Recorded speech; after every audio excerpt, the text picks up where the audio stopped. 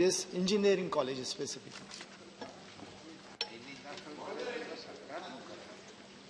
सदस्य ने ये हमारे जो कोविड संकट के समय बहुत ही अच्छे महत्वपूर्ण प्रश्न पूछा है। सारे देश हमारे माननीय प्रधानमंत्री श्री नरेंद्र मोदी के नेतृत्व से बहुत अच्छे से जूझ रहे हैं और अच्छे से ये जैसे सुनिए ना, जैसे हेल्थ में वैक्सीनेशन दुनिया में सबसे अच्छा किया, इसी के तरह हमारे नए शिक्षा नीति ये स्टूडेंट सेंट्रिक है। इसलिए हम कोविड सिचुएशन में इंजीनियरिंग में बहुत सारे कदम लिया है। पहला कदम नंबर 1 जो वहाँ माननीय मंत्री जी ब्रीफली जवाब दे, बहुत सारे लोगों को एलिजिबिलिटी क्राइटेरिया 75% था पहले, उसको हम लोग हटा दिया।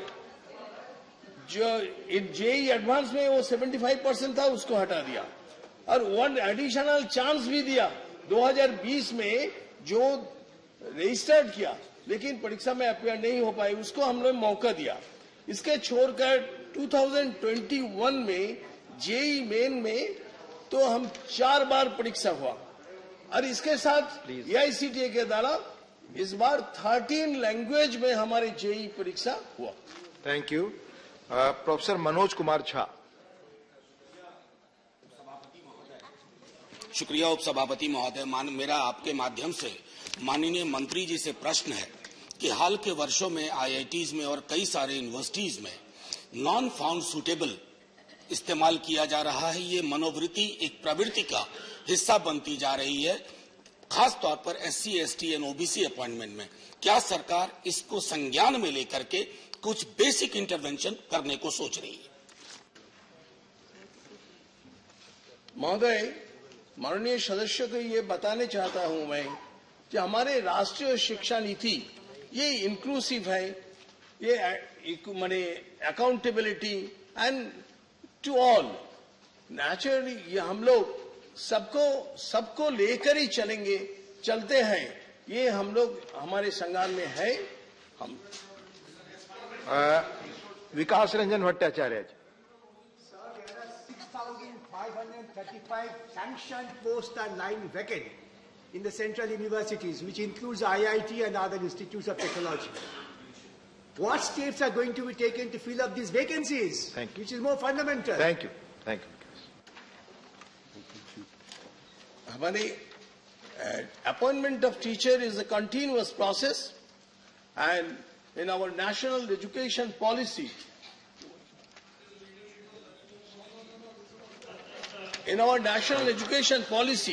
we are always eager to this, and it is if dated, including IITs, to fill the vacant positions in their institution in mission mode. We are taking it in mission mode with a period of 1 year. That is from 5th September 2021 to 4th September 2022. To monitor the action taken and progress made, IITs were directed to include a chapter in their annual report. Look at annual report depicting the status of filling up this post, including the agenda in their board of governance, giving status of action taken in this regard, and to send a monthly report to the secretary. We are very sincere on this. Mr. Kamakhya Prasad Tasa. Chairman sir, मैं minister को विस्तृत answer देने के लिए धन्यवाद देता हूं। मेरा क्वेश्चन है, जो डिटेल्स उन्होंने दिया है यूजी वैकेंट सीट्स, यूजी में यूनिवर्सिटी ग्रांट कमीशन का जितना है पीजी और पीएचडी में ज्यादा हो रहा है। प्रति वर्ष इतना वैकेंसी होने का कारण क्या है? जहां पर आदमी लोग पीजी और पीएचडी के लिए क्या इच्छुक नहीं है, या क्या कारण से इतना वैकेंसी अराइज किया? इसको माननीय मंत्री बताइए। महोदय, माननीय सदस्य का ऑब्जर्वेशन एकदम ठीक ही है। हाँ, वैसे हमारे देश आगे बढ़ रहे हैं, and because of that the high level attrition in masters and PhD program due to better employment opportunity. जब बच्चे लोग रिसर्च में जाते हैं उसी समय उसको अपॉर्चुनिटी मिल जाता है, इसलिए वो छोड़ देते हैं. And the family reasons sometimes for earning after graduation and better placement in our education opportunities in foreign nations. बाहर भी जाते हैं. हमारे ये के बच्चे को बाहर भी बहुत लोगों की डिमांड है. इसके साथ साथ priority towards management and allied subjects to the engineering graduates and self-employment. ये हम जो कहते हैं ना अच्छे दिन, वो स्टार्टअप बहुत सारे आज वर्ल्ड में हम 3 नंबर पोजीशन में हमारे स्टार्टअप है. Self-employment after graduation with soft loan opportunity, and they are making the startup. And the higher salary or income or employment after graduation that the research fellow ऐसे जैसा होता है इससे ज्यादा मिलता है उनको. And thank you. Question number 77 Shrimati Geeta Elas Chandra Prabha ji अनुपस्थित. माननीय मंत्री जी. A statement is laid on the table of the House. Shri Ram Kumar Verma. माननीय उपसभापति जी, बहुत बहुत आपको धन्यवाद. मैं केंद्र सरकार को और मंत्रालय को पहले तो धन्यवाद देना चाहता हूं कि दिव्यांगजन के लिए बहुत सारी स्कीम्स और उनके लिए 2016 का एक्ट के द्वारा वो किया. मैं जानना ये चाहता हूं कि इसमें नेशनल इंस्टीट्यूशन और CRC के सेंटर खोले गए. मैं राजस्थान प्रदेश से आता हूं, तो राजस्थान प्रदेश की स्थिति क्या है और क्या CRC सेंटर राजस्थान में खोलने का विचार है क्या? Sir, we have taken a major steps on this regard. We have 9 national institutes are there. We have 9 regional centers are there. Composite regional centers we have started 21. Even wherever the CRC are there, we are getting the reports. One proposal before the government. Let the proposals have come. After that, we will see whether it is essential or not, sir. माननीय प्रसन्न आचार्य जी. Sir, as this question relates to persons with disabilities, whom we call in a very honourable way the Divyangajana, I would like to know from the honourable minister whether any study or assessment has been made to know how many Divyangajanas are in the country who are qualified and capable of seeking jobs and who are seeking jobs in government and private sector. Whether government will consider to increase the percentage of reservation for these Divyangajan in the government sector and the private sector as well, so that these qualified Divyangajan can get jobs as per their qualifications. Thank you. Sir, in the country, you have made a census in 2011. There is 2,68,14,994 Divyangajan is there. With regarding male, 1,49,593 males are there. Females are there. 1,18,26,401 sir. But what I must say now, there is earlier, there was only disabled sir, included only the 7 sir. Only 7 earlier. After that, we made it in the Act on 2016, the range of disabilities. We included nearly 21 disabilities for this disability program, sir.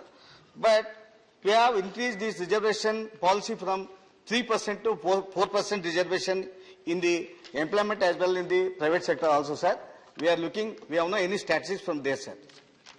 Thank you. Mr. KJ Alphonse.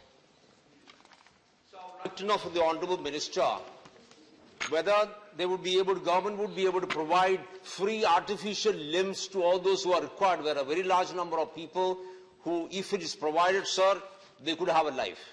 Thank you. Sir, Honourable Member, it's a good question he has made, sir.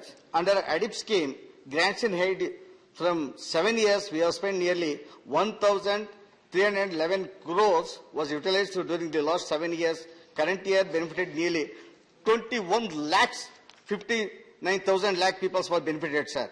Now, we have made the camps of nearly 11,505 camps we have attended, sir. Out of these mega camps, one camp in Gwalior was graced by the Honorable President, and 5 camps were graced by the Honorable Prime Minister at the Varanasi, Navsari, Vadodara, Rajkot, and Prayanjan, sir. We have made some special operations for the Divyangas, sir. Kohler implement nearly 3,965. We have made an operation, sir. It is for this, here in this speech, sir. This is from the help of this CSR fund, sir. Metallized tricycles are there, sir. We have given 20,000, 27,000, 28 metallized tricycles, sir. We have given in the country, sir. At the same time, there is so many programs, camps, sir, we have conducted, sir. Scheme of the Assistance to Disabilities Persons for the purchase. There are 6 production units of the artificial Honorable limbs. Minister, please reply briefly because others can get Sir, opportunity. this is very helpful to the handicapped, Right. sir, disabled, sir. This Yes, is, I know. Nobody is there to convey the minister to had aids and assistance for their constituency, sir. This Alamco is there. It is, we have got the manufacturing units, sir. The Artificial Limbs Manufacturing Corporation of India is the country such as in Kanpur, Bangalore, Bhubaneswar, Ujjaini, Jabalpur, Mahali, and Alchem is producing over there 350 different types of aids and appliances in the Divyangas, sir. The quality of these products are second to the. Please be none of the brief world. now. Do not. We cannot always. Please be brief. Please be brief. Thank you. माननीय सदस्यगण, मैं बार बार request करता हूं, आप में से members बार बार कहते हैं हमारे क्वेश्चंस नहीं आए। माननीय मंत्रीगण और माननीय सदस्यों दोनों से आग्रह है कि अगर ब्रीफली आप पूछेंगे तो अधिक से अधिक लोगों को अपॉर्चुनिटी होगा। अगर माननीय मंत्रियों को विस्तार से डाटा देना है तो संबंधित व्यक्ति को भेज दें। माननीय श्री नीरज शेखर जी, क्वेश्चन नंबर 78। प्रश्न संख्या 78। माननीय मंत्री जी, पटल पर रख दिया गया है। First supplementary. माननीय उपाध्यक्ष जी, आपसे अनुरोध है कि इस प्रश्न में आप भी एसोसिएट करिएगा, मैं चाहूंगा। माननीय मंत्री जी का जो जवाब है, मैं पहले बधाई देना चाहूंगा। मैं फिर लेकिन थोड़ा कंफ्यूज हो गया हूं कि हम नेशनल हाईवे 4 लेन कर रहे हैं और ग्रीन फील्ड भी बना रहे हैं। इसका मैं चाहूंगा एक स्पष्टीकरण आ जाए कि ग्रीन फील्ड भी बन रहा है कि जो वर्तमान नेशनल हाईवे 31 है, जो गाजीपुर से माझी घाट तक है, उसको 4 लेन कर रहे हैं हम लोग, और ग्रीन एक्सप्रेस भी बन रहा है। उसके साथ मैं ये भी जानना चाहूंगा, आपने जो कहा है कि इसमें जो दिया है कब तक काम शुरू हुआ, क्योंकि माननीय मंत्री जी ने 2016 में इसका शिलान्यास किया था और अब 2022 है। तो मैं चाहूंगा कि ये भी स्पष्ट हो जाए कब काम शुरू होगा, क्योंकि अभी तक कोई काम शुरू नहीं हुआ और बड़े बड़े गड्ढे हैं उस नेशनल हाईवे में।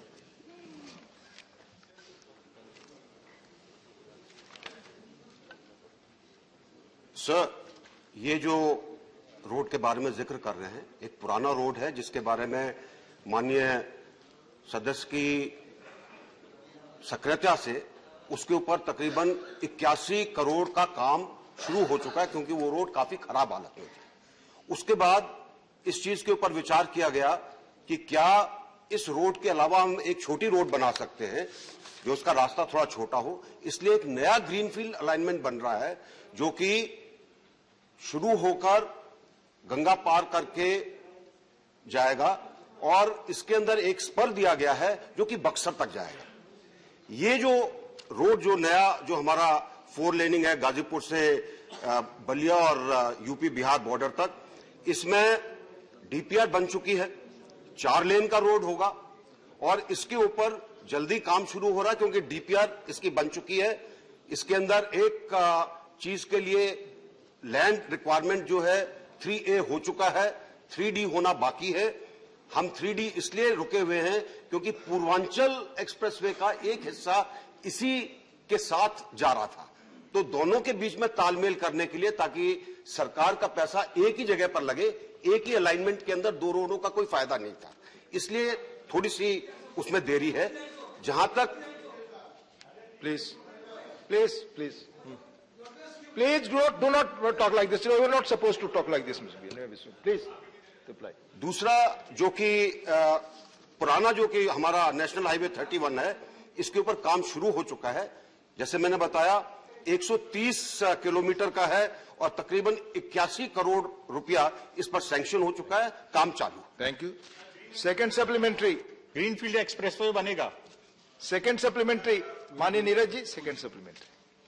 मैं पहले ये जानना चाहूंगा कि ग्रीनफील्ड एक्सप्रेसवे बनेगा, और मेरा दूसरा प्रश्न ये है कि इन्होंने कहा रिविलगंज में बाईपास बन रहा है, लेकिन आप जानते हैं, खुद आपने अनुभव किया होगा बलिया शहर में जहां आवश्यकता है बाईपास की, क्योंकि इसका भी वहां पे उन्होंने कहा था माननीय मंत्री जी ने कि बाईपास बनेगा, क्योंकि आज के दिन रोजाना वहां पर जाम जैसी स्थिति पूरे दिन बनी रहती है। तो मैं माननीय मंत्री जी से जानना चाहूंगा कि बलिया में भी बाईपास बनेगा क्या?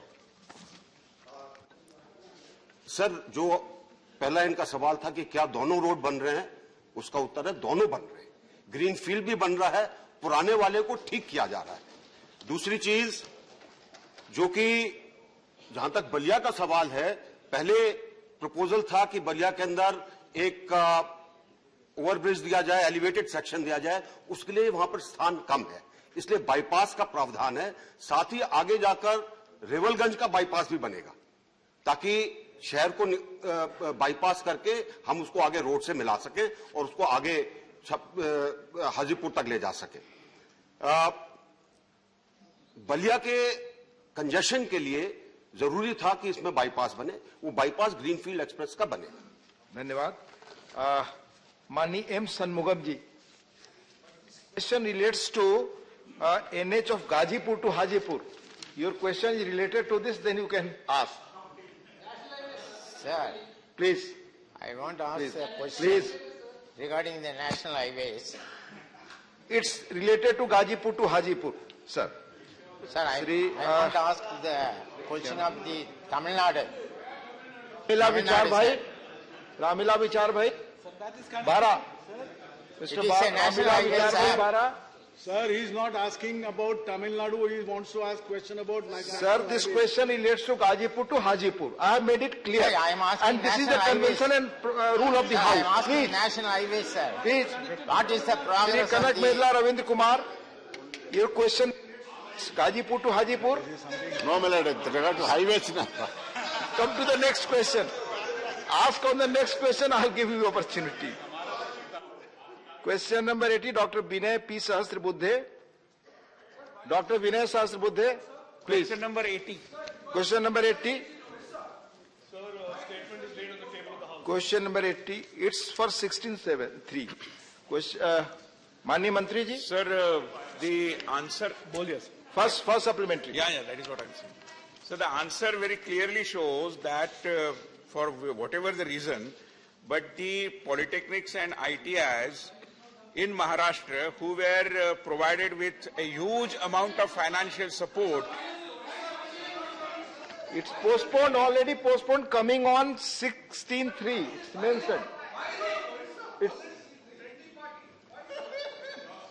Sir, the member has requested that he will be present on 16.3, so this question has been postponed. Please.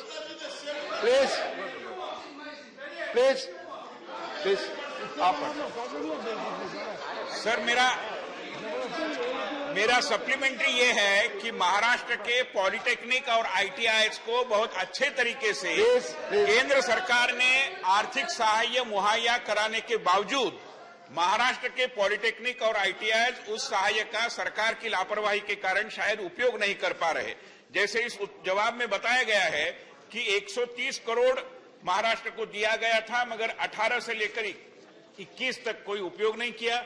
ITI Nashik को लगभग यहां पर लिखा गया है कि 6 करोड़ रुपया दिया गया था, उपयोग नहीं किया। इसकी वजह क्या मैं जान सकता हूं? Sir, the polytechnics and ITIs are a very important part of our education, higher education and skilling network. Polytechnics are administered by the Ministry of HRD, Ministry of Education and the AICT. And and the ITIs are administered by the Skill India, that is the MSD ministry, sir, of whom I represent. Sir, the question that is being raised by the honourable member relates to the fact that money has been allocated. Money has been allocated to polytechnics and ITIs in the state of Maharashtra. However, they have not been able to have that money released to them. And the reason for that is very simple, sir. There is a condition that the state government that is responsible for the administration, day-to-day administration of these institutions, have to submit a utilization certificate. And those, as long as those utilization certificates are not submitted, no release can be made under the Government of India rules, sir. Thank you. Second supplementary. Sir, I would also like to know,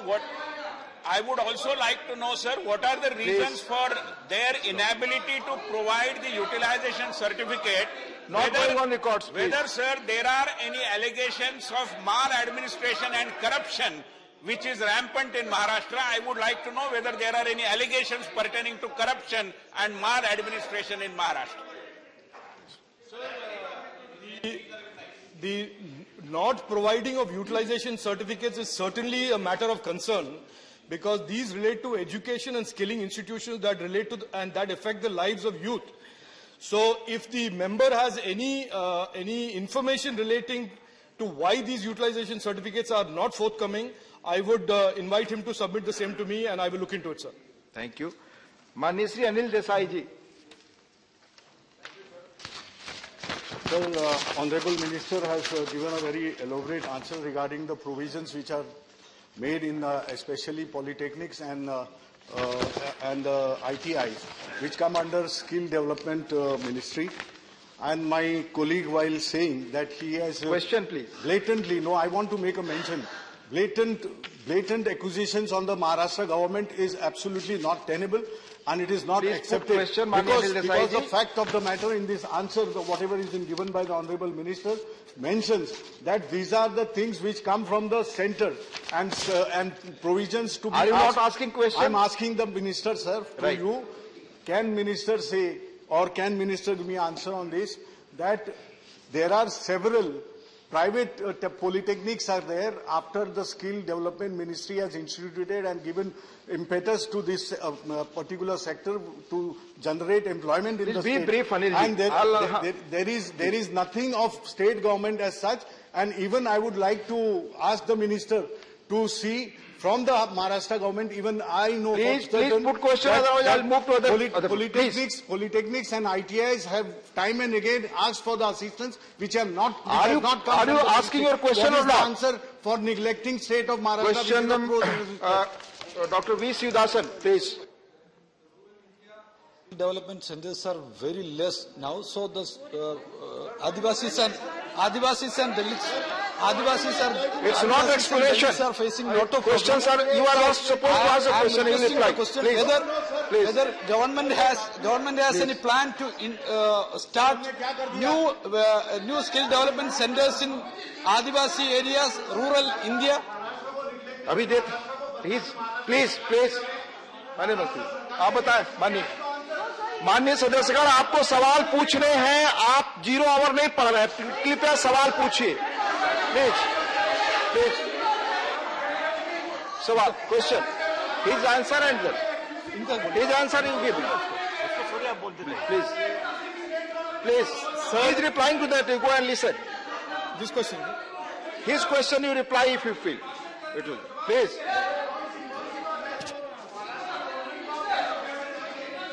Sir, the honourable member. Please. Sir, the honourable member is agitated about something that I don't think he should be agitated about.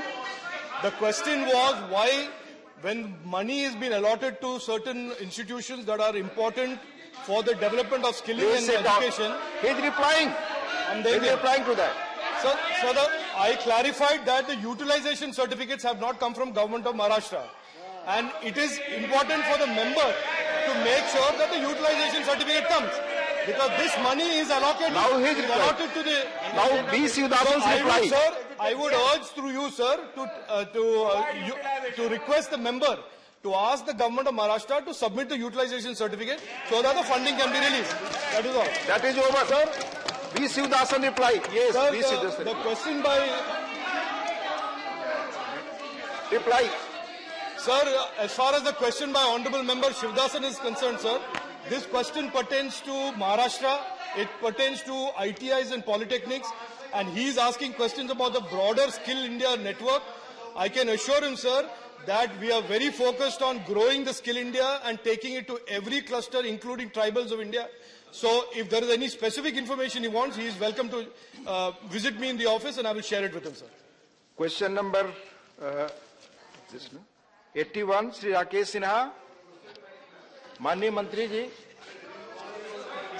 First supplementary. Sir, सभापति महोदय, हम जानते हैं कि extra parliamentary forces के रूप में माओवाद please you know the rule position माननीय जयराम रमेश, आपस में बात न करें। यू नो मोर विचारधारा है अबाउट इट, प्लीज प्लीज जो भी प्लीज प्लीज प्लीज जो विचारधारा न सिर्फ हिंसा पर आधारित है बल्कि देश को टुकड़े टुकड़े करने का प्रयास कर रहा है। सभापति महोदय, आप जानते हैं कि इसमें अर्बन नक्सल का जो समर्थन मिल रहा है, जो लोग पत्रकार और शिक्षाविद के नाम पर छिपकर इस नक्सलवाद को, माओवाद को बढ़ा रहे हैं, और यह आयातित विचारधारा, मैं मंत्री महोदय जी से जानना चाहता हूं कि इस आयातित विचारधारा विश्वविद्यालय और पत्रकारिता में बैठे हुए लोग जो अर्बन नक्सल के नाम पर देश को टुकड़े टुकड़े कर रहे हैं और उस अर्बन नक्सल को कुछ मुख्य धारा की राजनीतिक पार्टियां समर्थन कर रही हैं, उस अर्बन नक्सल को सिर्फ आपका सवाल रिकॉर्ड पे जा रहे हैं, बाकी और कुछ नहीं। प्लीज उनके विदेशों से संबंध, विदेशों से उनके संबंध, उनको मिलने वाले फंड के बारे में मैं मंत्री जी से जानना चाहता हूं। सवाल पूछे माननीय मंत्री जी। और सभापति महोदय, माननीय सदस्य राकेश जी ने एक ही बार में कई प्रश्न पूछा है और बड़ी ही बारीकी से पूछा है। मैं उनको बताना चाहूंगा आपके माध्यम से सदन को भी कि भारत में माओवादी विचारधारा हमेशा, जैसा उन्होंने कहा है कि विचारधारा आयातित है, उस पर मैं कह रहा हूं कि भारत में माओवादी की विचारधारा हमेशा विदेशी माओवादी संगठनों और विचारकों से प्रभावित होते रहे। अगर इसके विरुद्ध देश में कोई कानूनी कार्रवाई की जाती है तो अंतर्राष्ट्रीय संगठन इस मुद्दे को उठाते हैं और इनकी सहायता के लिए आगे भी आते हैं। सीपीआई माओवादी अंतर्राष्ट्रीय संगठनों पर माओवादी इकोसिस्टम का एक हिस्सा है। उपसभापति महोदय, वामपंथी उग्रवाद की विचारधारा विध्वंसक एवं मानवता विरोधी है, जबकि प्रारंभ से ही भारतीय संस्कृति और सोच की गोद में पल रही भारतीय विचारधारा रचनात्मक एवं मानवतावादी है। भारत विरोधी नारा लगाने वाले और भारतीय महापुरुषों का अपमान करने वाले विचार कभी भारतीय विचारधारा का अंग नहीं हो सकते। ऐसी विचारधारा विदेशी विचारधारा से ही ओतप्रोत है। भारतीय जो रचनात्मक और मानवतावाद की विचारधारा है कि वाहक दुनिया में लोकप्रिय एवं गरीबों के मसीहा माननीय नरेंद्र मोदी हैं। वामपंथी विचारधारा की विचारधारा भारत में आई भी और पली बढ़ी भी, लेकिन माननीय प्रधानमंत्री आदरणीय मोदी जी के नेतृत्व में बड़ी तेजी से समाप्ति की ओर भी बढ़ रहा है। जहां तक इन्होंने शहरी वामपंथ उग्रवाद की बात कही, भारत सरकार की राष्ट्रीय नीति एवं कार्य योजना वामपंथ उग्रवाद की शहरी गतिविधियों सहित इसके सभी स्वरूपों से जुड़ी हुई समस्याओं के समाधान के लिए बनाई गई है। यह हम जानते हैं कि वामपंथ उग्रवाद की कोई भी गतिविधि सोची समझी रणनीति के तहत की जाती है, जो देश की सुरक्षा और विकास में भी बाधक बनती है, चाहे वह शहरी क्षेत्र की गतिविधियां हो। यह भी सर्वविदित है कि वामपंथ उग्रवाद लोकतंत्र में विश्वास ब्रीफली जवाब और हथियार के बल पर व्यवस्था बदलकर एक डिक्टेटरशिप लाना चाहते हैं। जहां तक तो इस तरह से जो माननीय राकेश सिन्हा जी का प्रश्न है, आप कहते हैं तो मैं इसको इस संक्षिप्त में हमने इनका उत्तर दिया है। अगर और विस्तार में जानना चाहेंगे तो कभी उनको हम प्लीज माननीय सदस्य प्लीज सेकंड सप्लीमेंट्री आप पूछे इसके पहले प्लीज आप एक सेकंड सप्लीमेंट्री लिंकेज के विषय में सेकंड सप्लीमेंट्री आपको ना प्लीज। माननीय सदस्यगण, आप सबसे मेरा आग्रह है, सवाल पूछते वक्त आप जीरो आवर करने लगते हैं, उत्तर देते वक्त माननीय मंत्री लंबा होते हैं, और सवाल से अगर संतुष्ट है तो उसकी क्या प्रक्रिया आप सदस्य जानते हैं। सारी चीजें रूल्स के तहत चेयर करता है। चेयर के हाथ में क्या, आप अगर अच्छी तरह सवाल पूछे, माननीय मंत्री अच्छी तरह जवाब दे, तो हम और सवालों का जवाब पा सकते हैं। प्लीज सेकंड सप्लीमेंट्री प्लीज, और सीट पर बैठ करके प्लीज ना बोले।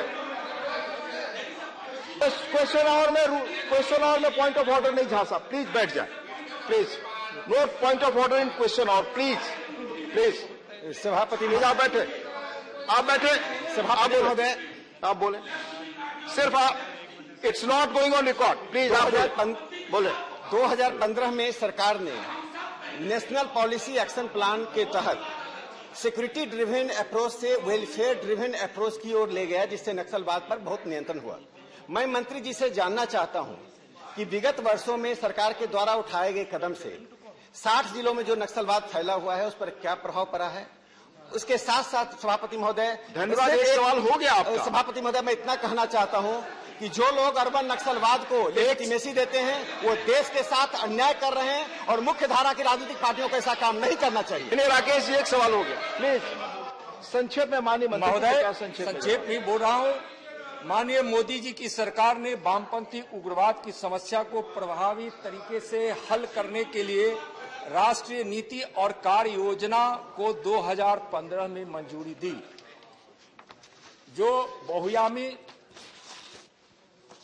जो बहुआयामी कार्य नीति पर आधारित है, जिसमें सुरक्षा संबंधी उपाय, विकास संबंधी उपाय, आदिवासियों और स्थानीय समुदाय के अधिकारों और हक को सुनिश्चित करना आदि शामिल है। इस योजना के दृढ़ क्रियान्वयन के फलस्वरूप पूरे देश में वामपंथ उग्रवाद के परिदृश्य में अत्यधिक सुधार हुआ है।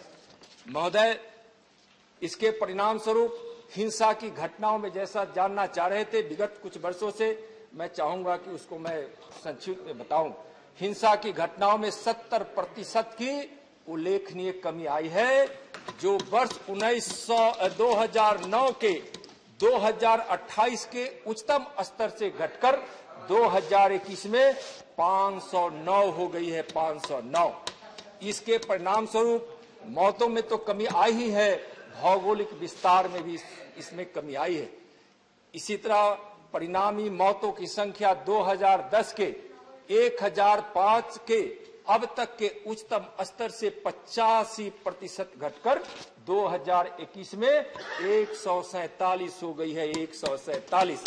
वामपंथी उग्रवादी विचारधारा के शिकार जिलों की संख्या 2010 में जो 96 थी, वह 2021 में घटकर 46 रह गई है, 46 रह गई है। माननीय उनका प्रश्न था सर, तो मैं जवाब तो दे दूं।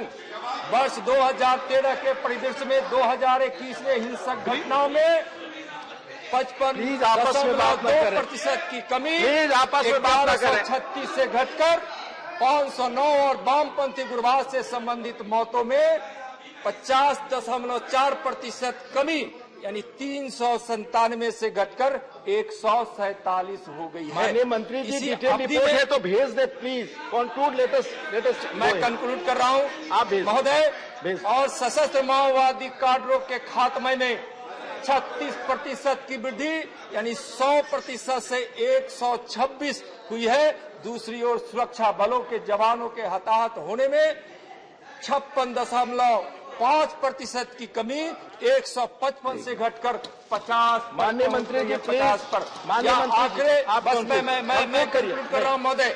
यह आंकड़े सुरक्षा बलों के प्रभावी ऑपरेशन और गृह मंत्रालय द्वारा किए गए क्षमता का निर्माण, और बार बार माननीय गृह मंत्री द्वारा राज्यों के साथ समन्वय बैठक करके डॉक्टर यह स्थिति लाई गई है। क्षमता निर्माण मंत्री जी, दर्शाते हैं। मैं दूसरे सवाल को बुला रहा हूँ। माननीय मंत्री जी, प्लीज। कारण लगातार वामपंथी उग्रवादी की बड़ी तादाद और हिंसा रास्ता छोड़कर मुख्य धारा में लौटे हैं। Doctor Prashant Nanda. Thank you, sir. Sir, the Government of India has been requested to consider provision of dedicated helicopter to the state at the earliest for stationing at Koraput, which will cater to the operational requirement of most affected districts of like Malkangiri, Kandhamal and Kalahandi. The Honorable Chief Minister of Odisha has raised this issue in the review meeting on LWA taken by the Union Home Minister on 26/9/2021. What actions have been taken? महोदय, माननीय गृह मंत्री जी, जब क्षेत्रीय council की meeting होती है या फिर माओवादी की समाप्ति से के संबंध में जब राज्यों से समन्वय की मीटिंग करते हैं और जब राज्य और केंद्र के सहयोग से माओवादी को समाप्त करने के लिए हम कदम उठाते हैं और जब हम पहल करते हैं तो उसमें भी यह विषय आता जरूर है। जैसा उन्होंने बताया है, एमएचए ने बड़ी ही तथा एयरफोर्स हेलीकॉप्टर, एमएचए के जो हेलीकॉप्टर हमारे जो बीएसएफ के पास होते हैं और जो हेलीकॉप्टर एयरफोर्स के पास है, भारत सरकार की एयरफोर्स के पास, जब जरूरत होती है तो हम दोनों हेलीकॉप्टरों का प्रयोग राज्य के कहने पे जरूरतों के हिसाब से और अपनी जरूरतों के हिसाब से हम उसको उपलब्ध कराते हैं। हम उसमें कोई कमी नहीं होने देते हैं। ठीक नहीं, कोई कमी नहीं होने देते। सर, हेलीकॉप्टर पर पूछ रहे थे, बार बार उन्होंने जो कहा कि इस हेलीकॉप्टर को बिल्कुल इस क्षेत्र के लिए ही प्रभावी ढंग से लगाया जाए, तो हेलीकॉप्टर प्रभावी ढंग से ही लगाई जाती है। केंद्र सरकार की जो इकाइयां हैं, सभी इकाइयां इस देश की सुरक्षा के लिए, शांति के लिए, विकास के लिए उपयोग किए जाते हैं। इसलिए हम नक्सलवाद के क्षेत्र की समाप्ति के लिए, उसके खात्मा के लिए हम भारत सरकार की एयरफोर्स और एमएचए के हेलीकॉप्टर का हम उपयोग करते हैं। और सरकार बार बार इसकी कई राज्यों ने इसकी सराहना भी की है और कई राज्यों के एयरपोर्ट पर माननीय मंत्री जी अपने एमएचए के हेलीकॉप्टर को वहाँ स्टैंड बाई में रखते हैं और कार्रवाई को प्रभावी बनाते हैं। श्री विनय विश्वम जी,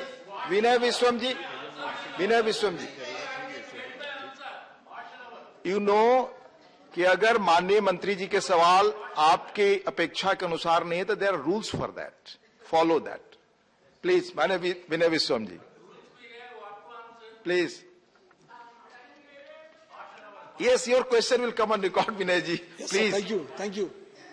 Sir, but be brief, please.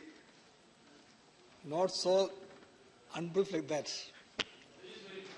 Sir, is the government aware of the fact that unlike the right-wing extremism, which has a foreign influence, emanates from Italy and Germany, the left-wing extremism has got a it has a question. It has a socio-economic root under its base. Is the government aware of that fact? If so, whether the government has a plan to address that question of socio-economic deprivation, that's the Indian reality. Thank you. We can argue.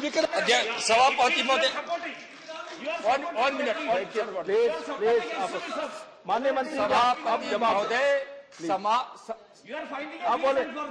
माननीय मंत्री जी का जवाब। सभापति महोदय, माननीय विनय जी, आप दोनों आपस में बात ना करें। सभापति महोदय, भारत का इतिहास गवाह है कि हम सामाजिक रूप से not going on record Vinay ji, please. सामाजिक रूप से और आर्थिक रूप से न्यायपूर्ण कार्रवाइयों को माननीय नरेंद्र मोदी जी की सरकार उनके नेतृत्व में किस प्रकार से कर रही है और इसी का परिणाम है सर, सामाजिक और आर्थिक पहलों का ही परिणाम है कि आज उस प्रकार से उस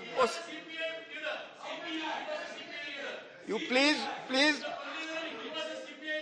talk outside, mister John Brittas, talk outside please. Sir, और सुनिए सर, और कहीं भी यह उदाहरण नहीं है कि उग्रवादी, वामपंथी उग्रवादी संगठन विकास चाहते हैं। यही कारण है कि विकास बाधित होता रहा है और जब से वामपंथी उग्रवाद की गतिविधियों में नरेंद्र मोदी जी के नेतृत्व में कमी आई है, मैं उसको कहने के लिए बड़ी प्रतिबद्धता के साथ कह रहा हूं कि उन क्षेत्रों में सामाजिक उत्थान और आर्थिक विकास भी हुए हैं। यहाँ तक कि इतने बड़ी मात्रा में शिक्षण संस्थान खोले गए हैं जो सामाजिक सरोकारों से, संस्कारों से और ज्ञानों से जुड़ी हुई है। आप उठाकर हर आंकड़ों को देखिए, चाहे वह सड़क का निर्माण हो, चाहे दूरसंचार के टावर का निर्माण हो, चाहे विद्यालयों का निर्माण हो, चाहे उस प्रकार की जितनी भी अवसंरचनाएं हैं, उसका निर्माण यह दर्शाती है कि हम आर्थिक विकास भी कर रहे हैं, वहां संरचनात्मक विकास भी हो रहा है, आर्थिक उन्नति भी हो रही है, शिक्षा के क्षेत्र में प्रगति भी हो रही है और सामाजिक वातावरण में शांति की व्यवस्था भी स्थापित हो रही है। धन्यवाद। माननीय प्रकाश जावड़ेकर जी। प्रकाश जावड़ेकर। सर, देश के लिए एक महत्वपूर्ण प्रश्न है और उसमें 2014 पर कितना बढ़ोतरी हो रहा था, अब कितना कमी आई है, मंत्री जी ने बताया है। मेरा सवाल यह है कि ऐसी हिंसा के जो संगठन चलते हैं उसका ओवरग्राउंड सपोर्ट होता है और उसको आर्म्स सप्लाईज होते हैं, तो ये आर्म्स सप्लाईज और ओवरग्राउंड सपोर्ट रोकने के लिए क्या कदम उठाए? धन्यवाद। थोड़ा माननीय प्रकाश जावड़ेकर जी से हम चाहेंगे कि इस प्रश्न को थोड़ा सा और एक बार मैंने बताने की कृपा करेंगे। तो कोई भी नक्सलवादी या माओवादियों की जो कार्रवाई होती है हिंसा की, उसके आर्म्स सप्लाई जो होता है वो एक महत्वपूर्ण कड़ी है। उसको प्रतिबंध करने के लिए क्या किया है? और ओवरग्राउंड सपोर्ट होता है, शहर में बैठे हैं, बाकी जगह बैठे हैं, धन्यवाद, और उसको सपोर्ट करते हैं, उसको रोकने के लिए क्या किया? ब्रीफली जवाब दें माननीय मंत्री जी। जब सरकार द्वारा राष्ट्रीय नीति और कार्य योजना जो बनाई गई है उसमें समग्रता है। जो भी माओवादियों के पास से जो भी हथियार बरामद किए जाते हैं या उसके रोकने के लिए जो उपाय हैं, बड़ी तत्परता से राज्य के साथ समन्वय करके केंद्र सरकार ऑपरेशनों को प्रभावी बनाते हैं और उस ऑपरेशन के माध्यम से जो हथियार आते हैं उसको सीज करती है और सीज जब हम करते हैं तो उसको और एनआईए का जो गठन हुआ है उस प्रकार के स्वभाव के या माओवादियों के इस प्रकार के गंभीर केसों को हम एनआईए को देते हैं। यूएपीए एक्ट के तहत इस पर हम कार्रवाई करते हैं, जिस एक्ट को सशक्तिकरण किया गया है। और जहां तक अर्बन नक्सल की बात गतिविधियों की करते हैं, जिसको हम तो अर्बन नक्सल का शब्द नहीं, हम तो जब हम वामपंथी उग्रवाद की बात करते हैं तो शहर हो या कहीं हो, हम उस पर उसकी गतिविधियों पर नजर रखते हैं, उस पर हम कड़ी कार्रवाई करते हैं। और एलडब्ल्यू प्रभावित क्षेत्र में जो केंद्रीय सशस्त्र पुलिस बल की तैनाती की जाती है उसका चार्ज समान रूप से तैनाती चार्ज की गुना में केवल 10% ही है, इसलिए वह कोई बड़ा आंकड़ा नहीं है। जिसमें बाहरी आक्रमण, देश की सुरक्षा जैसे बड़े कर्तव्य भी शामिल है, उसमें उसको हम बड़ा प्रभावी ढंग से लागू करते हैं। केंद्र सरकार राज्यों की कई योजनाओं के माध्यम से समर्थन प्राप्त करता है, जिससे राज्यों की सुरक्षा संबंधी व्यय तथा सुरक्षा तंत्र को हम मजबूत करने के लिए फंड्स प्रदान करती है। 4824 करोड़ रुपए के अधिक सरकार द्वारा पिछले 5 वर्षों में ब्रीफली प्लीज 5 वर्षों में प्रभावित राज्यों को SCA, SRE तथा SIS योजना के तहत दिए गए हैं। हम इसकी बात इसलिए करते हैं कि जब चाहे वह आर्म्स की बात हो, चाहे उस पर नियंत्रण की बात हो, चाहे उस पर कार्रवाई की बात हो, उसको हम प्रभावी ढंग से हम राज्यों के साथ मैं दूसरा सवाल कर रहा हूँ, विभिन्न योजनाओं माननीय मंत्री जी के साथ हम उसको धन्यवाद। प्लीज पुनः मैं आग्रह करना चाहूंगा माननीय सदस्य और मंत्रियों से कि आप अगर ब्रीफली उत्तर नहीं देंगे तो सवाल आगे नहीं बढ़ सकते। Please. Question number 82 Shrimati Rupa Ganguly absent. माननीय मंत्री जी लोकसभा। अच्छा प्लीज माननीय मंत्री जी first supplementary Rupa ji. Honorable Chairman, answer given by the Honorable Minister is pretty clear and elaborate. बीच में एक चीज मैं बोलना चाहूंगी, ये क्वेश्चन सिस्टम का थोड़ा सा बदलना पड़ेगा। 15-20 दिन पहले से जवाब क्वेश्चन जमा करने का कोई मतलब नहीं बनता आजकल, लगता है। सर एक चीज है, I have a little suggestion as well as a question. सवाल not suggestion please. Yes sir, yes sir, yes sir.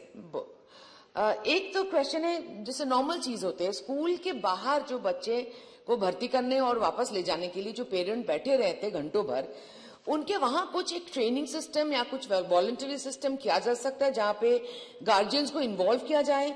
जैसे एप्टीट्यूड टेस्ट है, स्किल टेस्ट है, मेमोरी टेस्ट है, कुछ लोग नाउन ज्यादा याद नहीं रख सकते, कुछ लोग नंबर्स बहुत ज्यादा याद रखते हैं, तो ऐसे कुछ चीजें जैसे अलर्टनेस टेस्ट, ये सारे टेस्ट अगर हम डालें और पेरेंट टीचर कम्युनिकेशन अच्छा रहे। Whether the government is considering to utilize the guardians as a participant, you know, in educational institutions. Whether you have any question or not, Rupa ji. Yeah, I've said the question. Please put your question. Otherwise, I'll move to other MPs. I've given the question, sir. Please. Whether government is considering to utilize the guardians' productivity and utilizing in educational institutions. Thank you. महोदय, माननीय सदस्य ने जब हमारे राष्ट्रीय शिक्षा नीति implementation का समय में उन्होंने एक अच्छा सोच बताया, तो हमारे जो देश के स्वाधीन होने के बाद 73 इयर्स लग गया कॉलोनियल जो एजुकेशन सिस्टम उसको चेंज करने के लिए।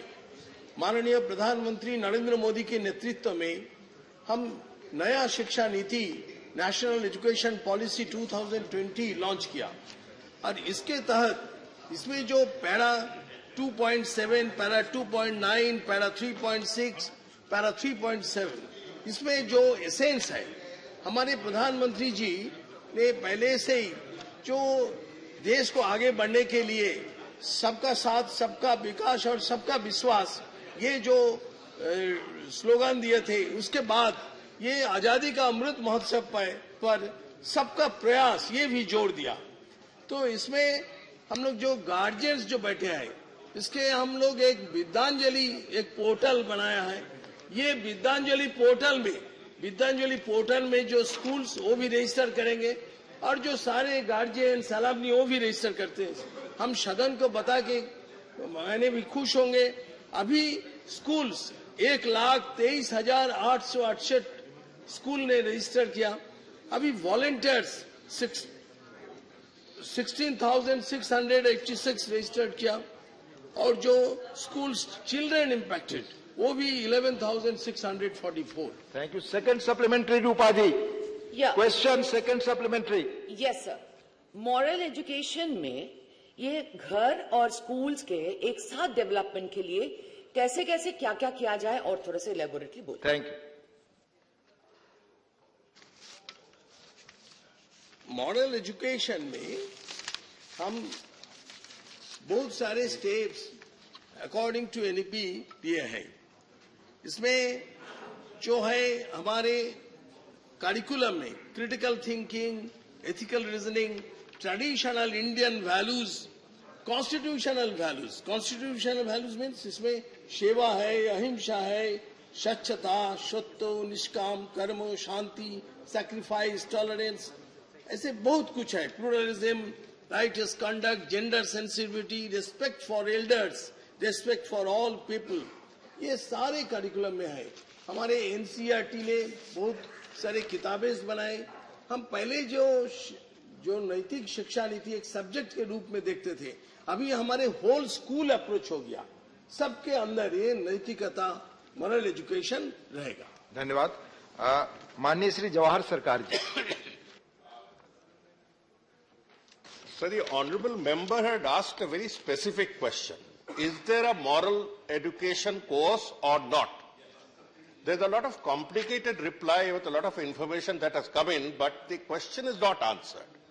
The first reference is to the National Curriculum Framework in 2005. As you know, that framework talks about human rights, justice, tolerance. Question, please. Please, question. They talk about virtues that we seem to have forgotten. That's my first submission.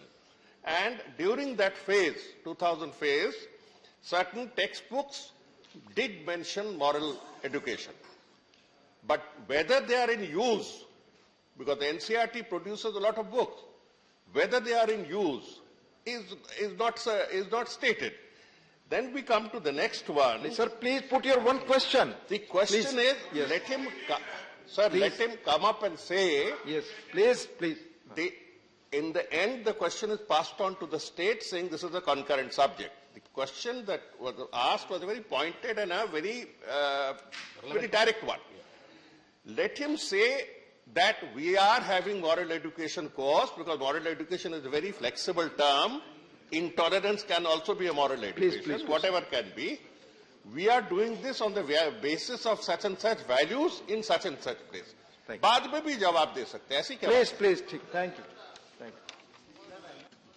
Mahoday, I would like to remember the honorable member that what he told, that was in the paper only, that was not executed till now.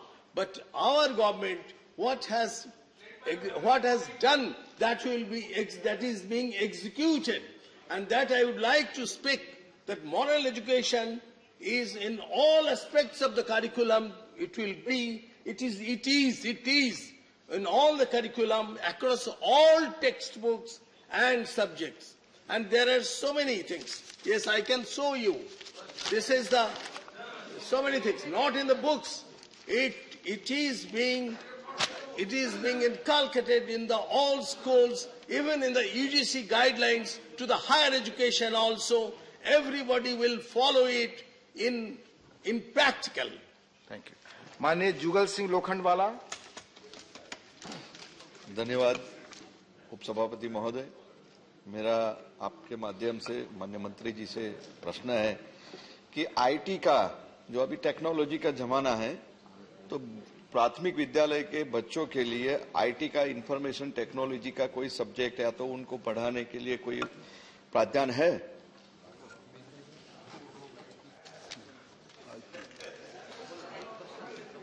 देखिए, हमारे नई शिक्षा नीति में जो हमने सोचा, this is the foundation literacy and numeracy, that is and then the preparatory. Naturally, in the digital education, we will, whenever the digital education course will be in the schools, and definitely all the arrangements will be there. Thank you. माननीय त्रिचू Shivaji. Sir, this is a matter of great concern. That the deterioration in the society is only because of lack of moral education at primary school levels. Sir, the National Curriculum Framework 2005 and the New Education Policy 2020 only sets the guidelines and direction for framework of syllabus. So the question is whether there is a defined syllabus at primary school levels. The reply states that most of the majority of the schools comes under the state government, since it is concurrent list. Because it's concurrent list, many things are imposed by the union government on the states also, like NEET examination. I would like to know, sir, what is the status of moral education in the CBSE syllabus, and whether any direction has been given to dedicate as 1 hour or 1 period at least in a week for moral education. It was like those in those earlier days. Only that will bring that, whether the government has a proposal for that. Thank you. माननीय मंत्री जी. Honorable member has expressed his thought rightly. But previous question I have already answered that our approach is not subject specific. It is a whole school approach. In all the subjects, yes, it is that in the whole school approach. That means no, you cannot. The member could not understand because he is on that frame. Because whenever a teacher will come, his approach will be on that. And the school, home, parents, society. Please. More than one. This hour has been fixed. How many hours will be? That has been fixed. According to CBSE guidelines and UGC, they have fixed the guidelines for moral education in in 1 year, how many hours? It has been fixed. Thank you. In Question both from the CBSE side and from the UGC side.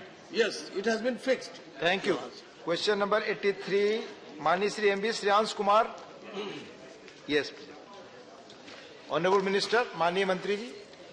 Well, Chairman, the statement is laid on the table of the House. First supplementary, Mani. So there are so many NGOs and voluntary organizations working in the drug addiction field and government-sponsored program on various institutions. But still drug abuse is spreading in a big way, sir. So many cases have been filed by the Narcotic Department. Will the government try and find more effective ways to deal with the problem? Mani Mantri ji, please.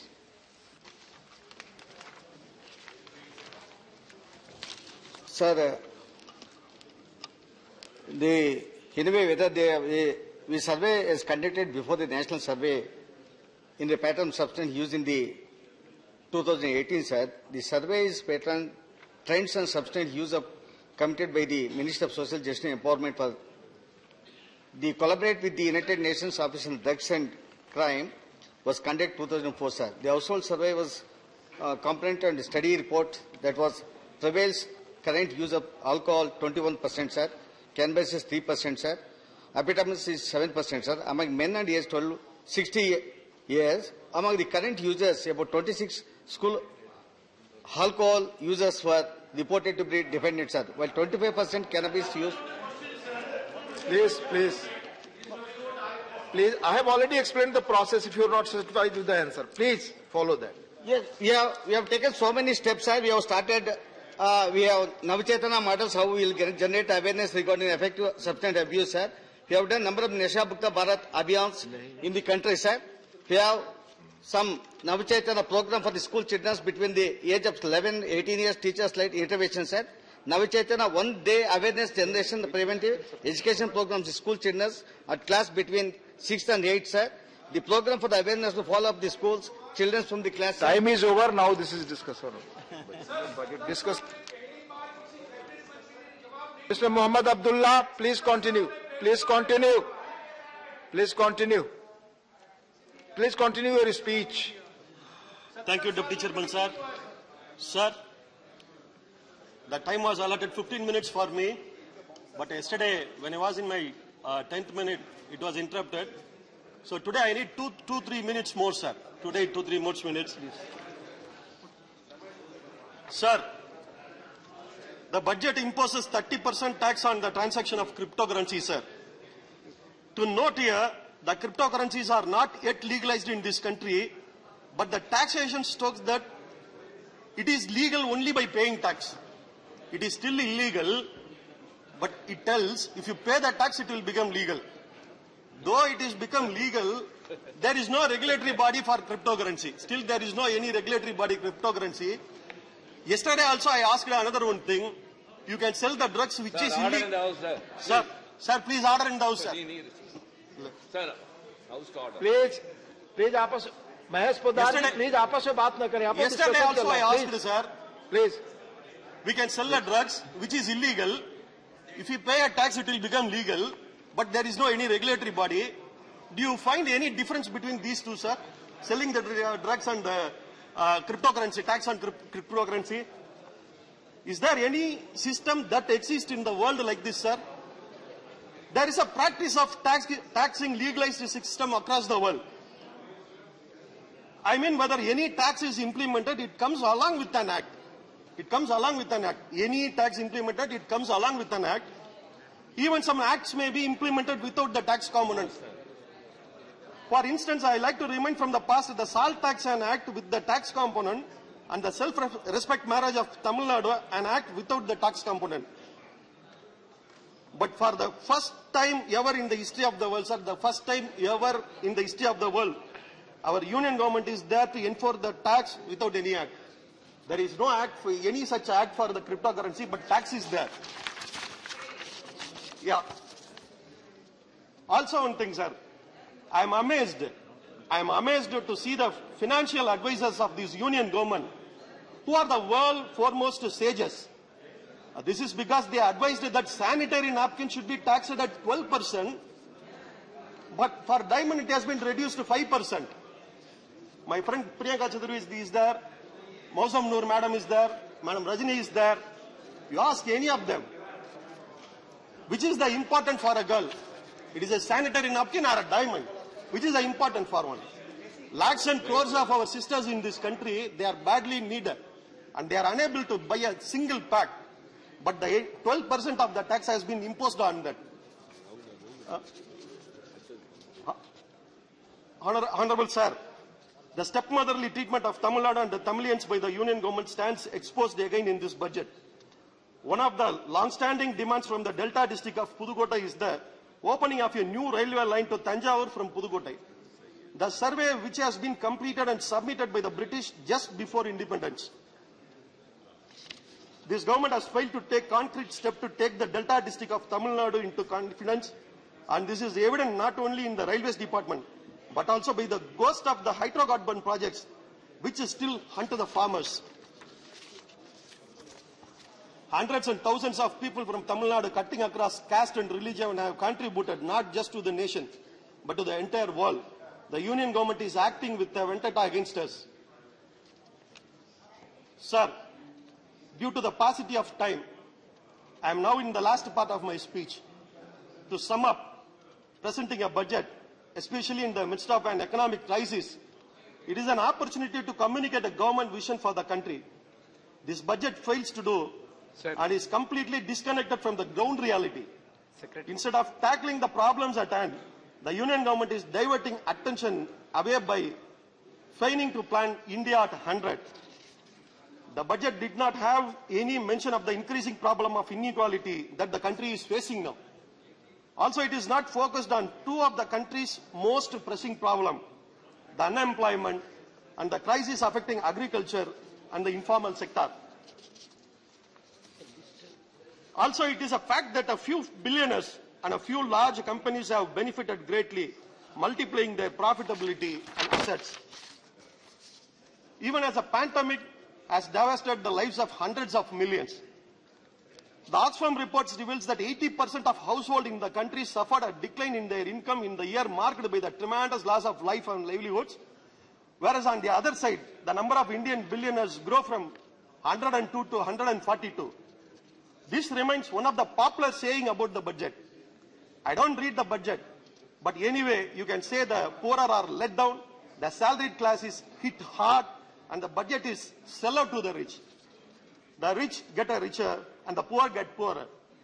What else happened when the tax on diamonds are reduced by 5% and corporate surcharge is reduced to 7%, while the tax on umbrellas are increased by 20%. Tax on umbrella is increased by 20%. The government should adequately tax the corporate in such dire time and generate money from social security. It is the duty of the government to take care of its citizens. Our DMK party leader and Tamil Nadu Chief Minister, Sri MK, said, after tackling charge as a CM, he said, he was elected to be the Chief Minister of Tamil Nadu, not just for the people who voted for DMK. Likewise, I pray the Union government to run a government not for its corporate paymasters, but for each and every citizen of India. History will judge you for your action. History will judge you only by your actions. I pray the government and Honorable Prime Minister to follow very famous quote by Peraringer Anna while working for the people. நாடு என்பது வெறும் பூகோள படமல்ல.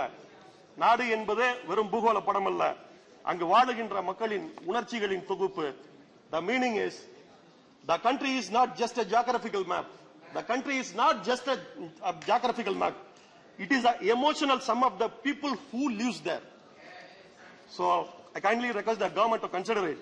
The Union government should keep it in mind that the emotion and aspirations of its citizens and should take commensurate steps in the direction to develop both the country and its citizens. I once again thank the leader of my party and the Honorable Chairman for allowing me to take part in this debate on the Union Budget 22-23. Honorable Vice Chairman, sir, I conclude. Thank you. Thank you, Mohammed Abdullah ji. Now I request Dr. Amar Patnaik. Thank you, sir. Sir, I would like to begin by quoting Joseph Stiglitz, the Nobel Prize winning economist, who said that the world is facing three existential crises. One, inequality. Second, climate change. And third, democracy, crisis of confidence in our political and economic institutions. He goes on to say that what we measure affects what we do, and if we measure the wrong thing, we will do the wrong thing. If we focus only on material well-being, on say whether the production of goods rather than on health, education and the environment, we become distorted in the same way that these measures are distorted. We become more materialistic. So even though the GDP is not designed to measure the well-being of people, it is basically designed to find out the producing economic growth, the pattern of spending on goods and services. And therefore, if we want to put people as the first, we have to move beyond GDP, what Stiglitz is saying, what Amartya Sen has said, and many other economists are saying. Sir, I would like to use this framework in analyzing the budget. So first I will start with climate change. So on energy transition and climate action, this budget devotes about 8 paragraphs. I must compliment the Honorable Finance Minister for bringing the focus on climate action and climate change, which was one of the existential crises pointed out and flagged by Joseph Stiglitz. The budget talks about co-firing 5 to 7% biomass, swapping of batteries, green bonds for generating resources for funding this climate change. It talks about a low-carbon strategy in the longer run for the economy. It talks about green energy and clean mobility systems as sunrise opportunities. It also talks about circular economy. So there are 3 things important when we talk about climate change, climate action. One is the mitigation measures, the second is the adaptation measures, and third, very important, is measurement, performance, accounting for it. Sir, in the budget, while speaking about all these things, giving a clear direction for the country, as far as climate change is concerned, which is really commendable, unfortunately, only rupees 3,030 crore has been earmarked for Ministry of Environment, which is 20% higher than the last year's allotment, but only 0.012% of India's total GDP.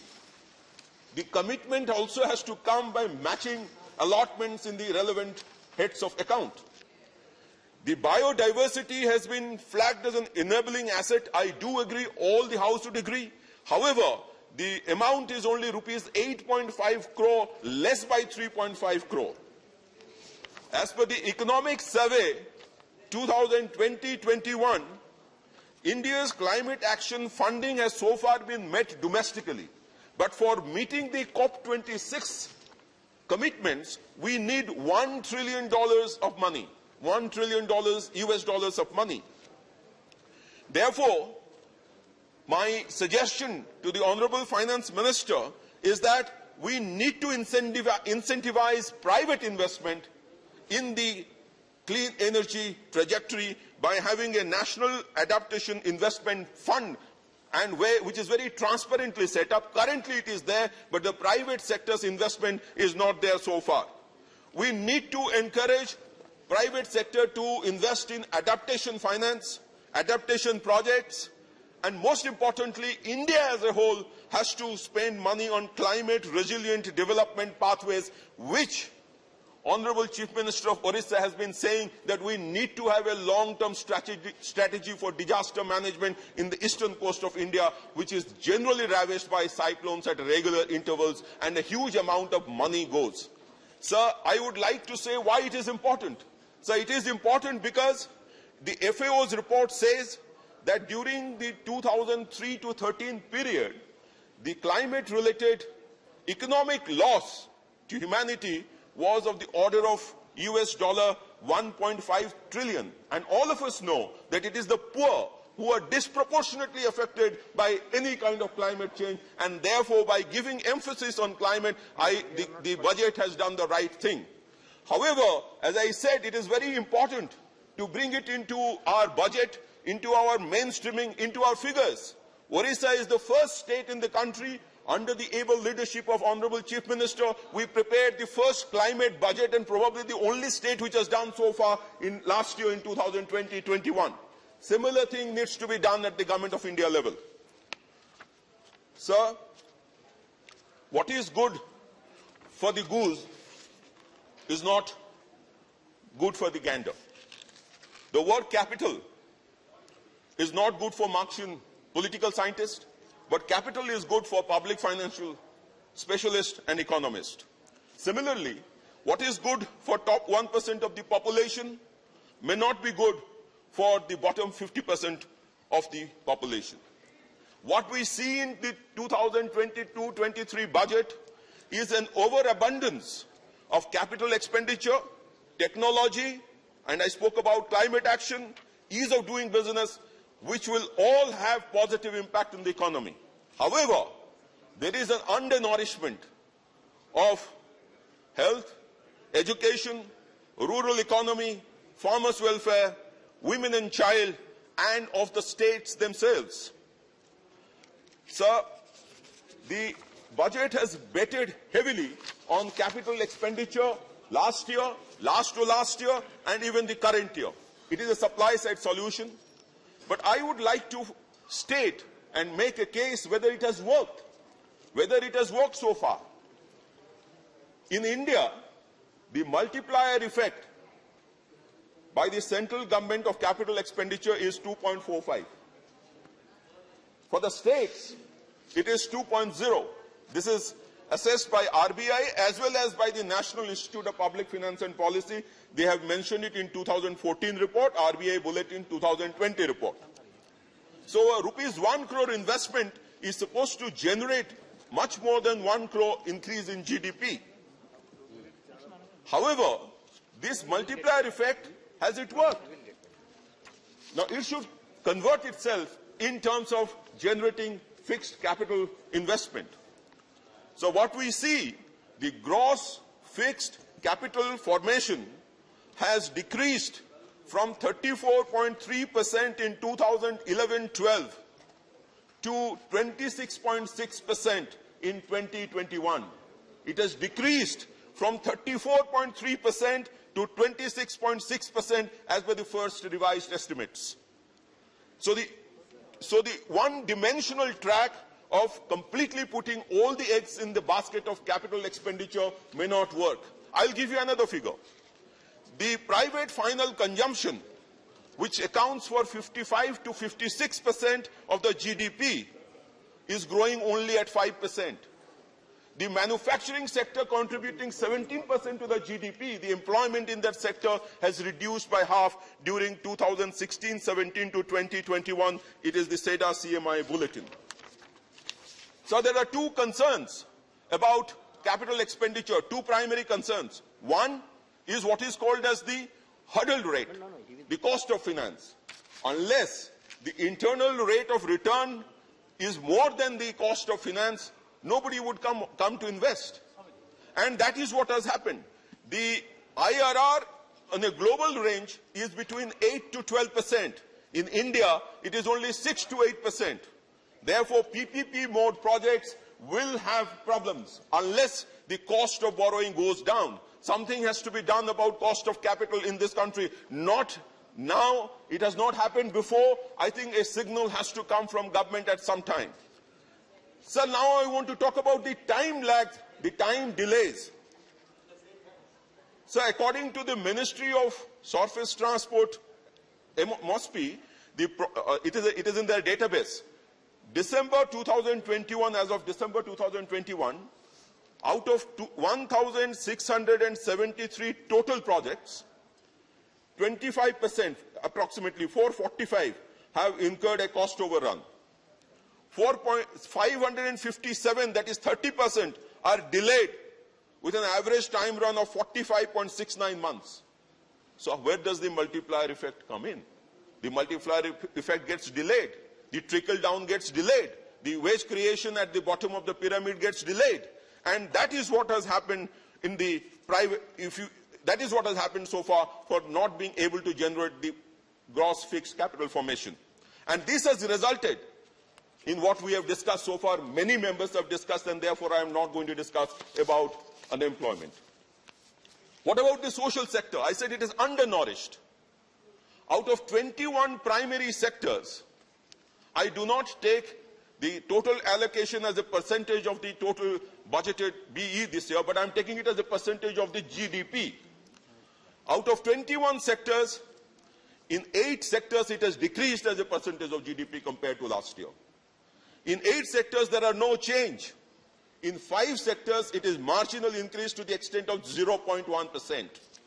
Therefore there is nothing which has happened in the social sector. Then how do you create a level playing field? In the entire budget, one has talked about opportunities to be given, opportunities being created, and we know opportunities can be created only when we spend on things like health and education. I will talk about these two things, health and education now. Now, as far as health is concerned, the budget started with health, and I thought that the allocations would have become astoundingly high. Currently, if we look at the allocations in health, it is 0.33% of the GDP, which is less than the last year and less than or even almost equal to the last year before last. We currently have 1 bed per 1,000 people against global average of 2.9. We are lower than even the BRIC countries. We have 1 doctor per 1,500 when the requirement is per 1,000. We have 1 nurse for 670 when the requirement is 1 nurse per 300 as per the 15th Finance Commission report. So the investment in health is definitely required. I look forward to it, and I think there is still some way in which we have to get investment into the health sector in this country, particularly the primary healthcare sector. The Standing Committee had also suggested investment in primary healthcare to be requiring a push, a definitive push. Now I talk about agriculture. Now if I talk about agriculture, I would like to say that unless the Swaminathan Committee report is implemented as has been demanded by Honorable Chief Minister of Orissa several times, the farmers' income probably cannot get doubled. In fact, the budget doesn't talk about doubling of farmers' income as of 2022 at all. The procurement has decreased from 126 to 120.8 metric ton. Number of farmers who have been benefited has decreased from 19.7 million to 16.3 million. The reduction in the price support schemes, which does the procurement, is to the extent of about 62%. At a time when we are talking about empowering the farmers, increasing their income, the procurement allocation has come down, and it is a matter of concern. What is also a matter of concern is the fact that agricultural investment fund, in which 1 lakh crore was supposed to be spent in 6 years, after 2 years, the spending is 6,627 crore only, that is approved. Spending is a mere 2.6%, 2,654 crore. So at the rural economy level, at the agriculture level, there is tremendous amount of distress. Please conclude, Dr. Ji. Finally, I will end by talking about... Your last minute. 1 minute, yeah. Finally, I'll talk about federal equity. Now, if we talk about federal equity, the amount of resource allocation to the states, as Honorable Prime Minister said yesterday, it is in the states' development that the development of the country can take place. But what has happened that the percentage of devolution to the state as a percentage of total gross tax revenue has declined from 30.02% to 29.61%. And the quantum of cess, however, which is completely appropriated by the centre, has increased from 3.7 lakh crores to 4.45 lakh crores. I can tell you, since I do not have the time, that if you do a calculation of the cess and surcharge which was levied on education and health, one in 2004-05, the other in 2018, and take that allocation out of the current allocation, then you find an abysmal figure as the percentage of investment on education and health, which is a matter of worry. Please conclude, sir. My point of saying all this is that, Madam Finance Minister, that definitely there is growth in the economy, definitely there is a direction on climate change, there is a definite direction on using technology for giving benefits, which is very positive. But the problem is, all is still not well. It is not business as usual. The rural economy may not be under distress, but it is under stress. And therefore, the emphasis on rural economy in terms of NREGS, in terms of investment in agricultural investment fund, in terms of providing housing, has to continue. As far as housing is concerned, I must bring to the notice of this House that the Prime Minister, Honourable Prime Minister, said housing for all by 2022. Then why not to 8.5 lakh Udiyas? Let them be Lakhpatis. Let them be Lakhpatis. The figure, the prayer of the government of Orissa is pending for so long. So I would end once again by thanking the Prime Minister for the budget proposals, for giving a direction, and would request her to consider the suggestions given by me. Thank you so much. The next speaker, Shri K.R. Suresh Reddy. Thank you, Chair. So I rise to congratulate the Finance Minister on a fourth consecutive speech. A budget 4 in a row is a new mantra, as they say in cricket. 4 in a row is a new mantra. Hat-trick is over now. Anyone who bowls and takes 4 in a row is a sure match winner. I hope this would happen even here. But when I heard the Honourable Finance Minister's speech for 90 minutes, the only thing confident I could see was her delivering the speech. Today, with great and a heavy heart, I must tell the Finance Minister that her 90-minute speech has left 90 crore Indians out of her budget. I say this for the following reasons, sir. Because this proclaimed progressive budget has alienated a majority of the poor people.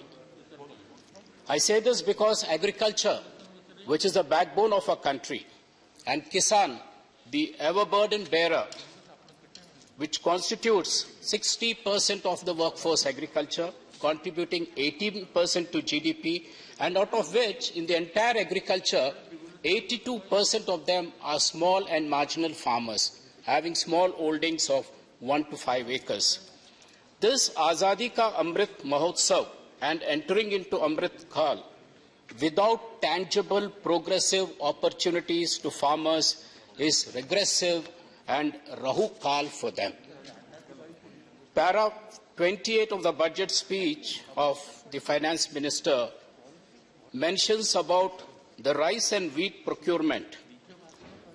उसमें बड़े जोर से madam ने बताया कि 2,37 लाख करोड़ हमने direct payment किया 163 lakh farmers को। जब ये बात आई तो मैं नोटिस किया सर हाउस में कि तालियां कम बजे उसमें। तालियां सिर्फ मैडम के लेफ्ट साइड से थोड़ा बहुत बचा, मगर ओवरऑल हाउस में वो मूड नहीं था।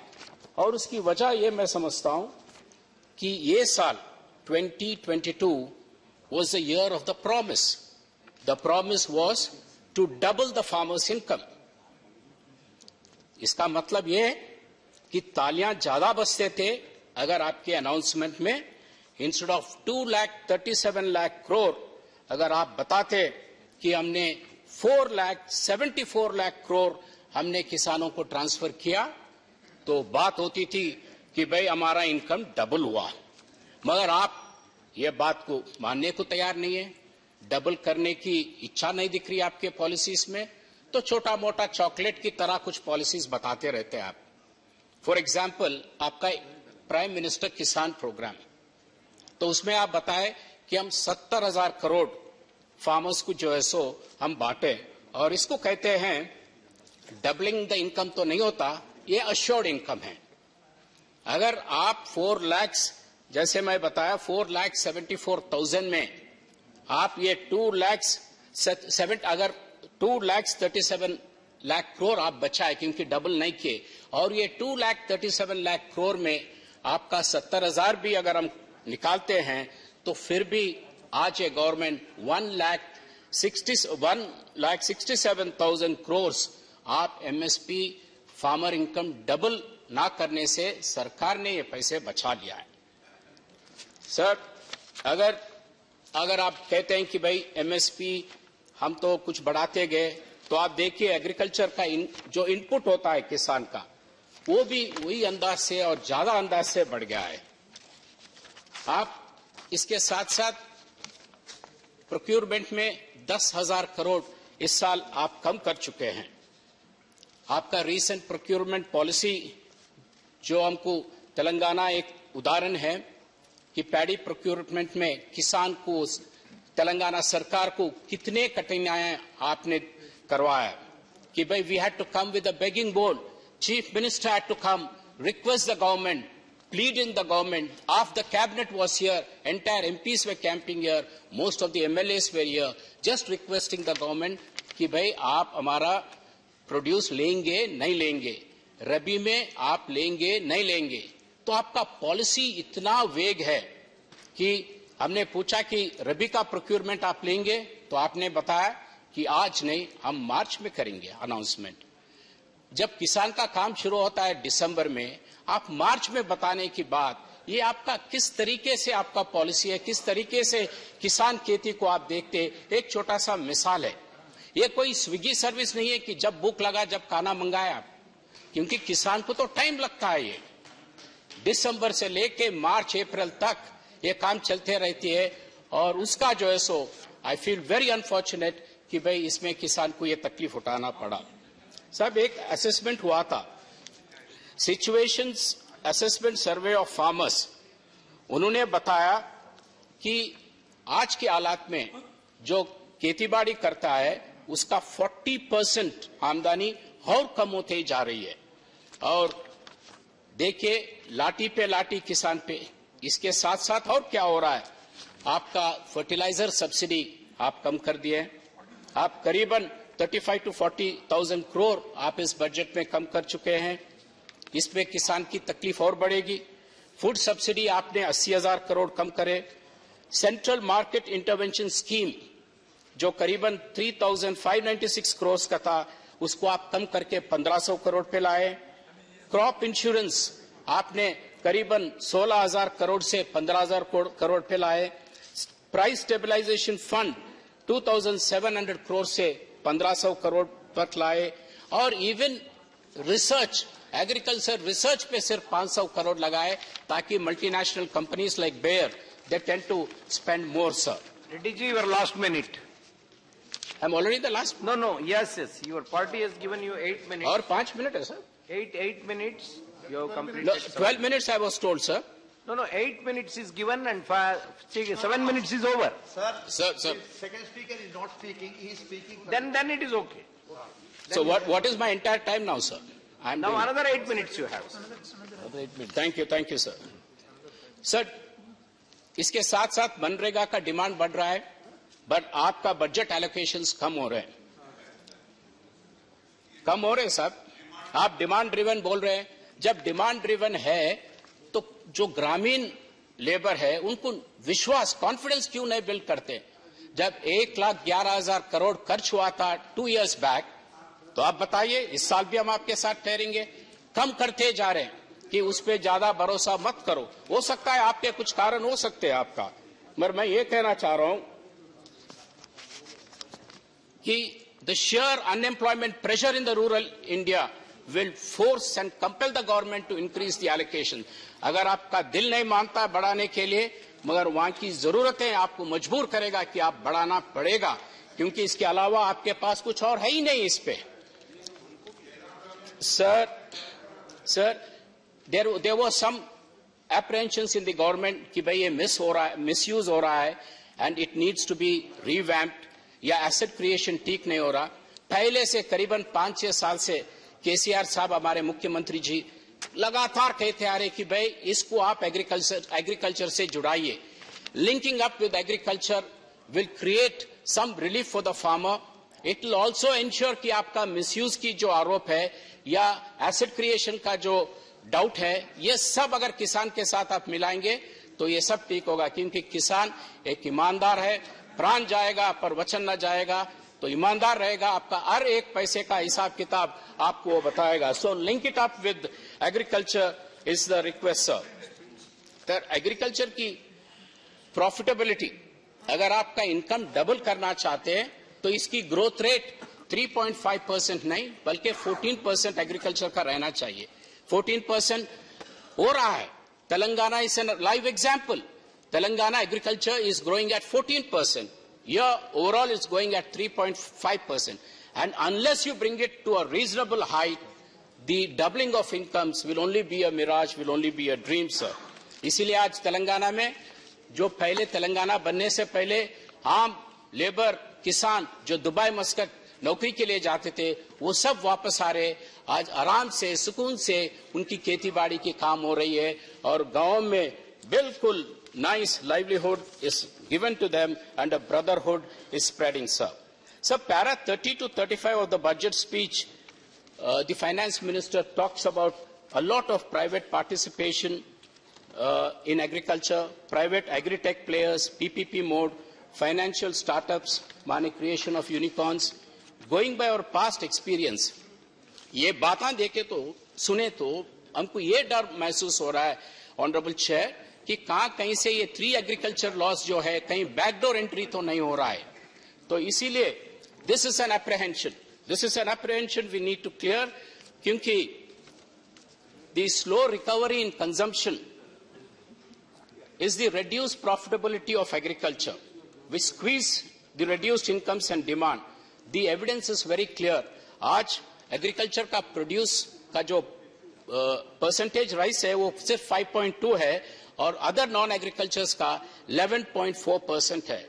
और ये मनरेगा का डिमांड बढ़ने का वजह ये है क्योंकि एग्रीकल्चर में मुनाफा नहीं है. एग्रीकल्चर लैंड ओनर भी लैंड लेबरर बन रहा है. This is a small example. और मैं इस माध्यम से फाइनेंस मिनिस्टर से रिक्वेस्ट करूंगा कि आप इस देश को you have to assure the country, you have to assure the farmers that MSP will remain. और इस आप आजादी का अमृत महोत्सव पर आप ये भी बताइए, आप कहीं आपके प्लान्स बताए उसमें एक जो है सो एमएसपी रहेगा और MSCP will continue to stay. Sir, after agriculture the next biggest employment creator is MSME. और एमएसएमई के बारे में काफी बातचीत हो रही है. सिर्फ 1-2 बात मैं यहाँ दौड़ाना चाहता हूँ कि भाई ये करीबन 6.3 करोड़ एमएसएमईज इस देश में हैं और आप 2 इसके ऊपर धक्के पे धक्के गिरे. एक मैन मेड और एक जो है so natural calamity. Man made था आपका डीमोनेटाइजेशन और आपका जीएसटी. आप देखिए एमएसएमई में डीमोनेटाइजेशन और जीएसटी के बाद करीबन 10,000 बिजनेस ओनर्स 2019 में सुसाइड करे और 11,716 suicides were committed in 2020. And the biggest impact of your demonetization as per RBI was on MSME was the demonetization. और आप जो भी remedial steps लिए हैं वो लेट थे और कम थे. अब आप पैंडेमिक के बाद आपने कुछ बताया कि भाई हम इंटरेस्ट लोन विदाउट कोलैटरल देने के वायदा किए. But my request is you have to look at the waiver of interest. जब फैक्ट्रीज बंद थे, एक साल बंद थे, तो उनके ऊपर इंटरेस्ट जो है सो बढ़ते गया. वो आप निकाल दीजिए. और उनके ऊपर फिक्स पावर कॉस्ट था, कारखाना चला या ना चला मगर उनका बिजली का बिल आते गया, वो उसको आप जो है सो ऑब्जर्व करिए. This will be some relief. और एमएसएमई के साथ हॉस्पिटैलिटी सेक्टर में भी आपने ये बताया कि भाई हम कुछ पैसे देंगे. Hospitality sector also contributes a lot to the GDP. So why don't you take it as an infrastructure? The facilities given to infrastructure, long-term learning, etc., should be given to these MSMEs as to this hospitality sector, as you've been giving it to the other infrastructure sector. And the other key issue here in Madam Finance Minister's speech was an emphasis on digital, which is very good. Everything digital was a word which came up almost in all the pages. And we appreciate it. Definitely, we change with the times, and you have to. But my agony is, if the same analogy, if the same principle, if the same policy was adopted way back in 2014 or 2015, things would have been much, much better for the country. And a small example for that is the ITIR, the Information Technology Investment Region, which was sanctioned to Hyderabad. You kept it on hold. It was a major, major boost for the country. It was a very creative investment idea where, Chairman, sir, it would have fitted into what you call it, your ecosystem, because Hyderabad was also a non-seismic region, less earthquakes. तो उससे अच्छे बड़ा जगह हैदराबाद की जगह बहुत कम है हिंदुस्तान में जहां ऐसे इंडस्ट्री सेट कर सकते हैं, मगर आप कुछ नहीं कर सके. ITIR में काफी आपने लापरवाही की, उसकी वजह से करीबन 53 plus 15, almost 70 to 75 lakh jobs have been lost in the last 5-7 years. So this is something, and of course, not to mention about the revenue and other issues. So when yesterday the Prime Minister, when he mentioned about the bifurcation of AP and Telangana, probably this was something playing in his mind. This is what seems to be coming out, because what was mentioned by the Honorable Prime Minister yesterday, sir, it is something very, very disturbing for the people, because it is through a lot of struggle. One of the biggest struggles ever witnessed in the history of India was the bifurcation of Andhra Pradesh. Under the leadership of our Chief Minister, KCR Garu, we went through 14 years of struggle to eventually get it. Agar House mein Telangana ka bill pass hua, to pass hua, kyunki House is supreme. Nobody can question the authority of the House. Nobody can question the authority of the chair. Not even the Prime Minister can question the authority of this House, sir. But yesterday, he raised it. Agar aapko takleef hua, bifurcation mein, main पूछना चाह रहा हूं कि कितने बार वो reorganization bill यहाँ पे amendment को आया है? Did you make any amendments in the last 8 years? The demands from Telangana, the demands from Andhra are continuously coming up. But still, you refuse to refer it. You refuse to chair even a single meeting. और वहाँ पे क्या हो रहा है, sir? Please conclude, sir. Sir, just 1 minute. So this is an important thing. Just 1 minute. So I'm concluding with one last thing. मैं तो काफी पूछते गया, तो एक छोटा सा मेरे को एक WhatsApp का फॉरवर्ड याद आता है कि एक नेता ने अपने दोस्तों को 8-10 लोगों को अपने घर पे चाय पे बुलाया और बोला, भाई मेरे घर में सबसे अच्छा चाय बनती है. तो सबने गए, 10 लोग उम्मीद में कि अच्छा चाय मिलेगा वहां. और जब घर गए और उनके बावर्ची को बोले, भैया चाय बनाओ, तो उन्होंने कहा, सब 130 सेकेंड और चीनी नहीं है. तो उन्होंने कहा, कोई बात नहीं, चाय लाओ. और चाय आ गया. तो वो नेता ने कहा, देखो भाई ये स्पेशल चाय है, मगर इसमें एक कप में चीनी नहीं है, शुगर नहीं है. जिसको भी वो कप आएगा, वो सबको आज रात में भोजन पे ले जाएगा. तो 8-10 लोग जितने भी बैठे, वो सब ने कहा कि बहुत अच्छा है, बहुत अच्छा है. किसी ने भी कम नहीं किया. तो मैं भी यही कहूंगा कि very sweet budget, but do justice to our region. Thank you so much. Thank you. The next speaker, Shri Vijay Sai Reddy. Thank you, Vice Chairman, sir. We should appreciate the Honorable Finance Minister for presenting this budget in most difficult and trying times. Initially, sir, we all thought that it would be Honorable Finance Minister would submit the budget for UP and Punjab. However, as the budget speech of the Honorable Finance Minister went on, and it was nobody's budget, no one's budget.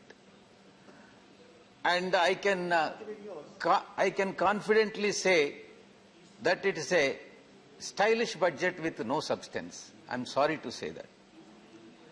Sir, to put it in a different words, it's a budget like an operation successful but patient is dead.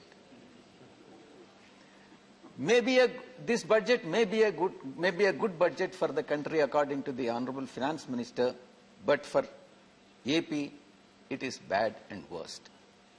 Sir, my point is Atmanirbharata of the states. Honorable Finance Minister on several occasions talks about Atmanirbhar Bharat. But I am asking Madam, what is Atmanirbharata of the states? Not the center, not only the center. The center, according to me, and I'll give the statistics also, Vice Chairman, sir, using manipulative practices to reduce the share of state share of taxes from the central pool of taxes. Sir, center has deliberately I am using the word, increasing the cess and surcharges in its gross tax revenues, which is not shared with the states. Sir, it has been brought down. The states' share has been brought down. In reality, though the 15th, according to the Honorable Finance Minister, the 15th Finance Commission has recommended 41%. In reality, the real percentage works out to 29%. I can give the figures also, sir. It is not 41%. It is because of cess and surcharges. And I'll give petrol as an example. The central government has collected 3.35 lakh crores by way of cess on petrol, shared just 5.8% of it, that is 19,475 crores with the states. What is shared with the states? In the case of petrol, is only 5.8%. Out of 100 rupees, 5 rupee 80 paisa. Sir, by increasing the, sir, Honorable Finance Minister has coined a special word, apart from cess and surcharge. Special additional excise duty. This is nothing but cess and surcharge. By increasing the special excise additional duty, nothing but cess, the center has pooled 2.87 lakh crores, from which the states are not getting a single rupee. Not a single rupee. This is the situation. Sir, the share of tax component in the excise duty, which is shared with the states, has decreased by 40% in the case of petrol and 59% in the case of diesel, sir. Sir, at present, I have a statistics which I would like to, Honorable Madam is present. Sir, in the case of petrol, let us presume that the cost of the petrol is 100 rupees for the sake of brevity. Basic price is 45 rupees. Basic excise duty is 1 rupee 40 paise. And special additional excise duty is 11 rupees. Out of 11 rupees, nothing goes to the state. Nothing. Not a single rupee. Road and infrastructure cess, 18 rupees. Nothing goes to the states. Agricultural infrastructure and development cess, 2 rupees 50 paisa. Nothing goes to the states. Dealers commission, of course it goes to the dealers. Taxes, whereas the states are empowered to levy VAT in the case of petrol and liquor. What is that? The maximum percentage any states can charge is only 10 to 15%. It varies from 10 to 15%. What is center getting? Central government is getting 85% and states are getting 15%. This is the justice what central government is rendering in the case of taxes, share of taxes. Sir, AP share in the divisible pool, I would like to share with the Honorable Madam. AP state, when compared to the divisible profits, AP share of taxes. In 13th Finance Commission, between 2010 and 2015, AP share is 6.9%. 14th Finance Commission, 2015 to 20, from 6.9% it has come down to 4.3%. It has come down by 2.6%. In 15th Finance Commission, it is 4.07% in 2000, whereas in the previous year, 2020-21, it was 4.111%. So year after year, Andhra Pradesh is getting, the share of taxes is coming down, and it is nothing but a stepmotherly treatment. Honorable Finance Minister is our daughter-in-law of our state. I want everybody to, all the honorable members to know about it. Sir, deciding the state share of taxes, there are certain points, that is population, forest cover, geographical area, there are various parameters. Quite surprisingly, 15% weightage is given for population. Andhra Pradesh is one state which is effectively controlling the population. And those states which are not controlling the population, they are benefited. Those states which are controlling the population, they are punished. This is the formula what the central government is following, or Finance Commission is following. Sir, comparative of AP budget. See, on various sectors, how the center is spending and how Andhra Pradesh is spending. Sir, on agriculture, Andhra Pradesh is spending 5.9% of the total expenditure, whereas center, which is agriculture, is considered to be priority sector. Center is only spending 3.8%. Education, Andhra is spending 11.8% and center is spending 2.6%. Health sector, Andhra is spending 6%, center is spending 2.2%. Rural development, Andhra is spending 7.1%, whereas center is spending 5.2%. Whereas my colleague sitting in front of me, Kanakamedala Ravindra, TDP, they criticize that state is not spending enough. And their leader, day in and day out, criticizes YSRCP government, saying that the government has failed in all respects, in all counts. This is how the politics are being played.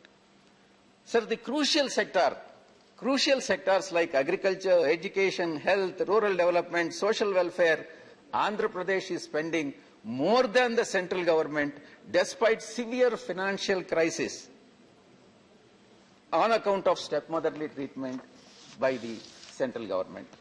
Sir, coming to income tax, I would like to bring to the notice of Honorable Madam. Madam, there is a 10% increase in the overall revenues on account of tax revenues. Madam, the tax exemption limit, when you came to power in 2014, was 2,50,000. And now, from 2014 to 2022, what is the inflation? Cumulative inflation is 48%, sir. Whereas, basic tax exemption limit remains the same. And I request the Honorable Madam to link this minimum tax exemption limit with that of inflation rate. Sir, with inflation reaching all-time high, but tax rates remain the same. This is the pathetic situation. And I request the Honorable Madam to further rationalize it and inflation be adjusted, again adjusted IT deductions and exemptions. Madam, there are certain difficulties, because I am also taxpayer and chartered accountant. There are certain difficulties that are being faced by the assessees. One is, there are 5 tedious documents which one has to collect in order to file the tax returns. One is Form 16 from the employer. Second is for interest income TDS certificates in Form 16A. Third is TDS certificates for other income, and Form 26 EAS, and tax saving investment and expenditure proofs. These are all the documents which one has to collect in order to file the tax returns.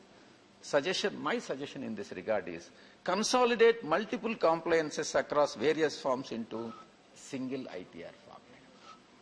And form will make ITR, this suggestion would make the form filing IT friendly. Madam, there are certain, which many assessees would have brought to the notice of Honorable Finance Minister. There are certain glitches in the portal. Lakhs of taxpayers have been complaining of glitches and errors in income tax portal for months now. There are several occasions where Honorable Madam has extended the time limit for filing the tax returns, and these glitches are to be addressed very promptly, sir. Sir, reduced subsidies, which is very, very important. Sir, food subsidy has been reduced. Center claims that nobody, in fact, in the yesterday's meeting also, the center claims that nobody remained hungry during the pandemic. But the allocation of food subsidy is down by 28%. Sir, fertilizer subsidy. Reduction in fertilizer subsidy is definitely anti-farmer. Increase in the fertilizer prices has severely affected the farmers. And the allocation, fertilizer subsidy has, allocation towards the fertilizer subsidy has been reduced by 25%. Then coming to LPG reduction, subsidy in LPG reduction. Lakhs of poor households rely on LPG subsidy, and center has slashed the allocation by 11%. Sir, certain important aspects regarding the Andhra Pradesh, I am concluding it, sir. Andhra Pradesh particularly, major infrastructure projects. And in fact, in 2014, AP Reorganization Act has been passed. And 13 or 14. South Coastal Railway Zone, Vizag-Chennai Corridor, Polavaram Irrigation Project. In fact, I have submitted to the, I met Honorable Madam and then made a submission also. Kadapa Steel Plant, Dugarajapatnam Port, and Kakinada Petrochemical Complex. These are all the pending issues which are yet to be addressed by the central government even after considerable lapse of time. Sir, national educational institutions which the central government has granted by virtue of AP Reorganization Act, all are operating from the rental premises. Not a single national institute has got its own premises. Whether it is, be it Indian Institute of Petroleum and Energy and Indian Institute of Management, Indian Institute of Technology, Central Tribal University, all are operating from temporary campuses, and I should thank Jairam Ramesh ji for drafting such a loose act, very loosely drafted act of AP Reorganization Act. He very often, now and then, repeatedly claims that he is the author of the AP Reorganization Act, and I am sorry to say that he has drafted it most loosely, sir, and which BJP is taking advantage of it. Sir, in conclusion, the AP leadership, AP BJP leadership, every day now started criticizing our party and government for no reason. What is center doing for AP? That AP BJP will not raise that issue.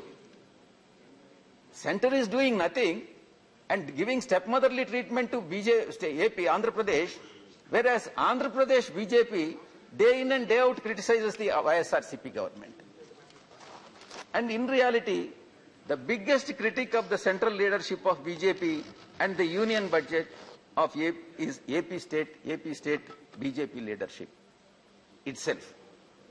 Sir, finally, in conclusion, I would like to submit to the Honorable Madam that the government claims the mantra, most chanted mantra of BJP government is Sabka Saath, Sabka Vikas, Sabka Vishwas, Sabka Prayas.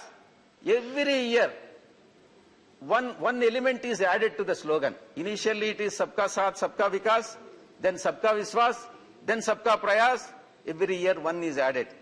Madam, I'm asking, this budget... Please conclude. I'm concluding. This budget does not ensure Saath to the states. No Saath.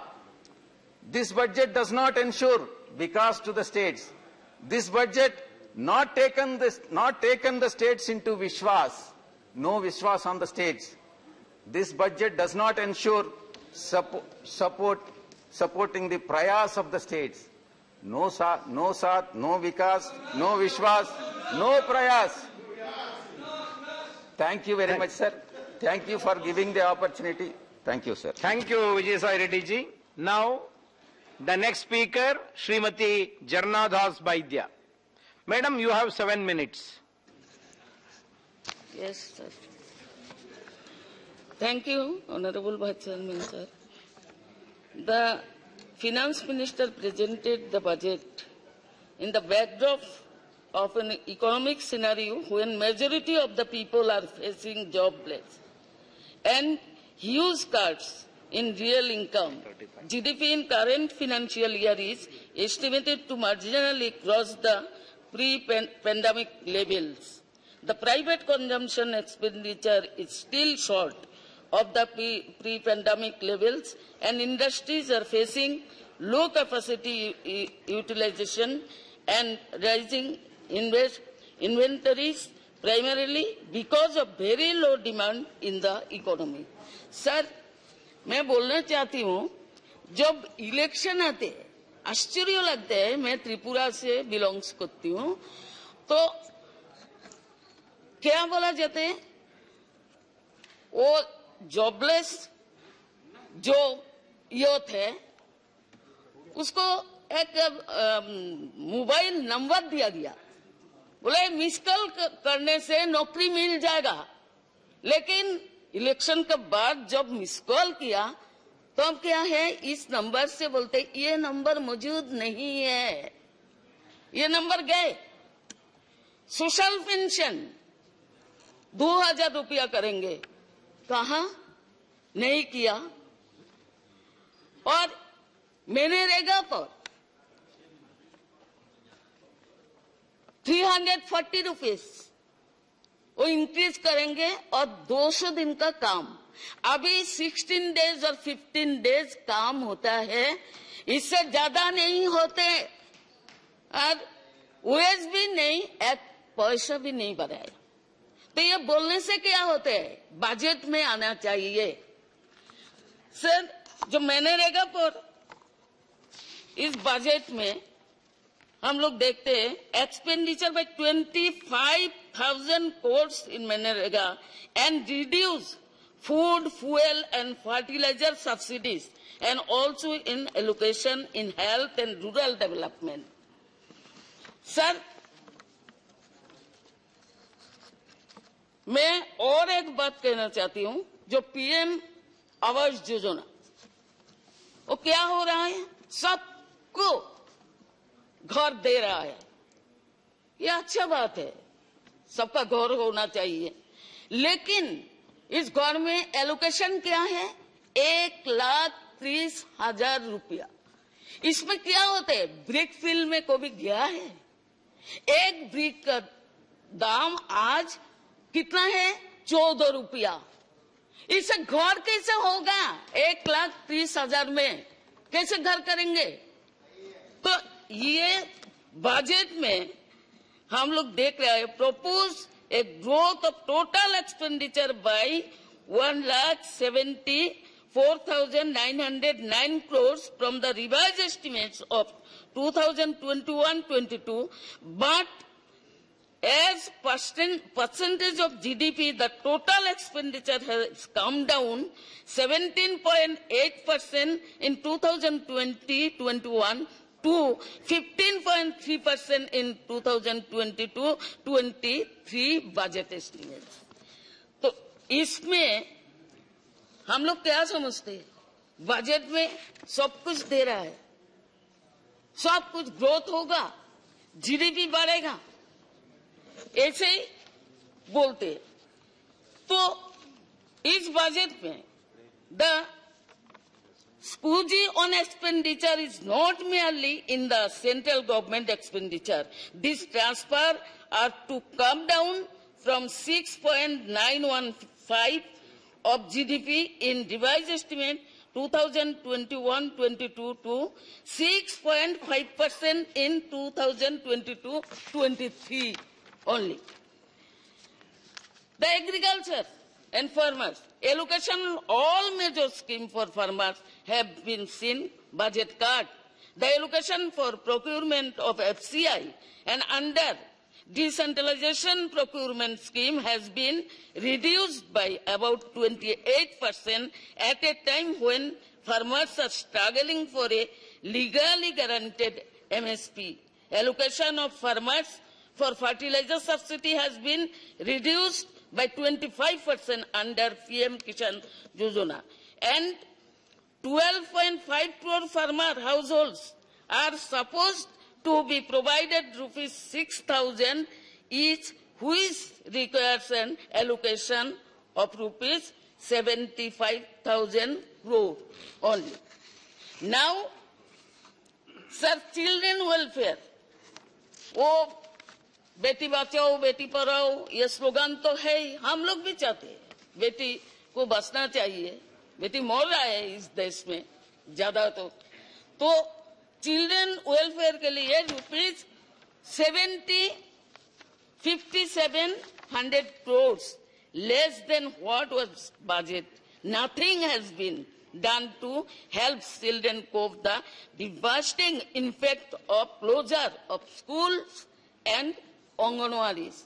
Anganwadis worker 20 साल 25 साल से 75 में 1975 में शुरू हुआ, मैं भी CDPO थी, इस नौकरी करती थी इस डिपार्टमेंट में, तो से लेकर आज तक आंगनवाड़ी वर्कर का क्या हुआ? 20 साल नौकरी करने के बाद, काम करने के बाद कुछ हुआ? कुछ नहीं हुआ। 200, 100 बढ़ाते हैं। सर, STSC वेलफेयर, उसमें भी खामियां हैं। आप देखिए, जो मिड डे मील का जो था, raise allocation from rupees 10.234 crores despite of 35% of children not receiving midday meal during the last year.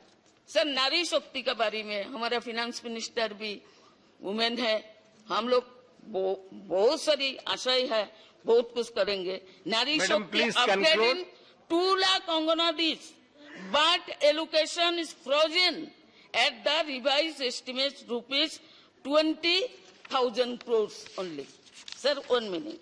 Jarna ji, conclude please. LPG subsidy also, Bhavya 60% पहले है और 60% card has been inflated budget 2022-23. Now new allocation has been budgeted for the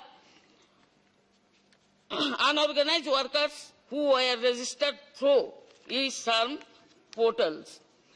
Sir, therefore, the budget 2022-23 has completely failed in identifying the priorities to provide relief for the common people. It is a betrayal. Thank you. Thank you. Now, the next speaker, Dr. M. Tambidurai. Thank you, Mr. Vice Chairman, sir, giving the opportunity to express my views on the budget. At the outset, I want to tell, sir, our ADMK coordinator, O. Pannirselvam, and also Joint Coordinator, Edappadi Palaniswamy, on Wednesday said that Union government would generate renewed hope among the people. That is our party's stand. There we are supporting this budget. So I rise to register the views of my party, All India Anna DMK party, on the present budget presented by the Honorable Finance Minister. First of all, I appreciate the enormous measures taken by the government of our beloved Prime Minister Narendra Modi ji to protect the economic interest of the country during the fearful pandemic, which has devastated the dreams and aspirations of many of all over the world. In the impact of lockdown and subsequent negative growth in the economy is felt by the countries of the world without exception. Few individuals and enterprises have gained, no doubt, but by and large, almost 90% of all industries and manufacturing units, including agriculture sector, have terribly affected, and we are still not sure when it will get out of this darkness.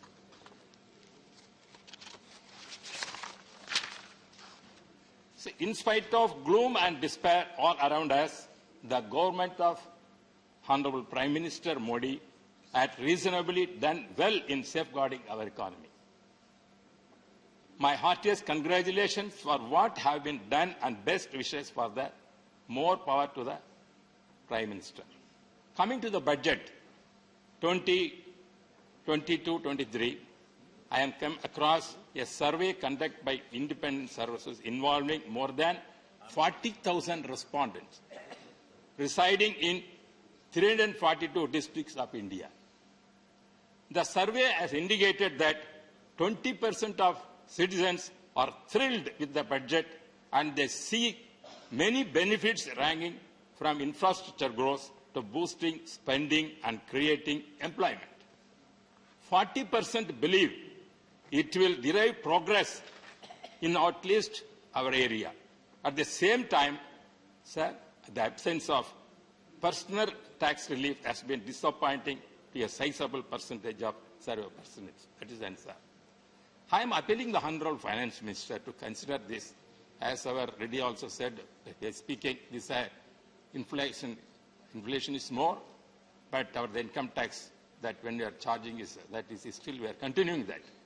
Well, if you, madam, if you allow, give more concession, the consumers, the taxpayers, definitely they will spend money that will circulate in the growth, definitely. Therefore, you have to give the opportunity to give, see, that exemption must be, that tax rate, that level has to be increased, that personal tax rate. Sir, and also, the Finance Minister has said in the budget speech that the productivity-linked incentive in the sectors for achieving the vision of Atma Nirbhar Bharat has received an excellent response. Madam Nirmala Sitaraman mentioned that there is a potential to create 60 lakh new jobs and an additional production of rupees 30 lakh crores during the next 5 years. I earnestly hope that ambitious plan comes true. India is now the factory of the world. India is now the laboratory of the world. India is now the hub of the young in the world. More than 50% of the population is young population.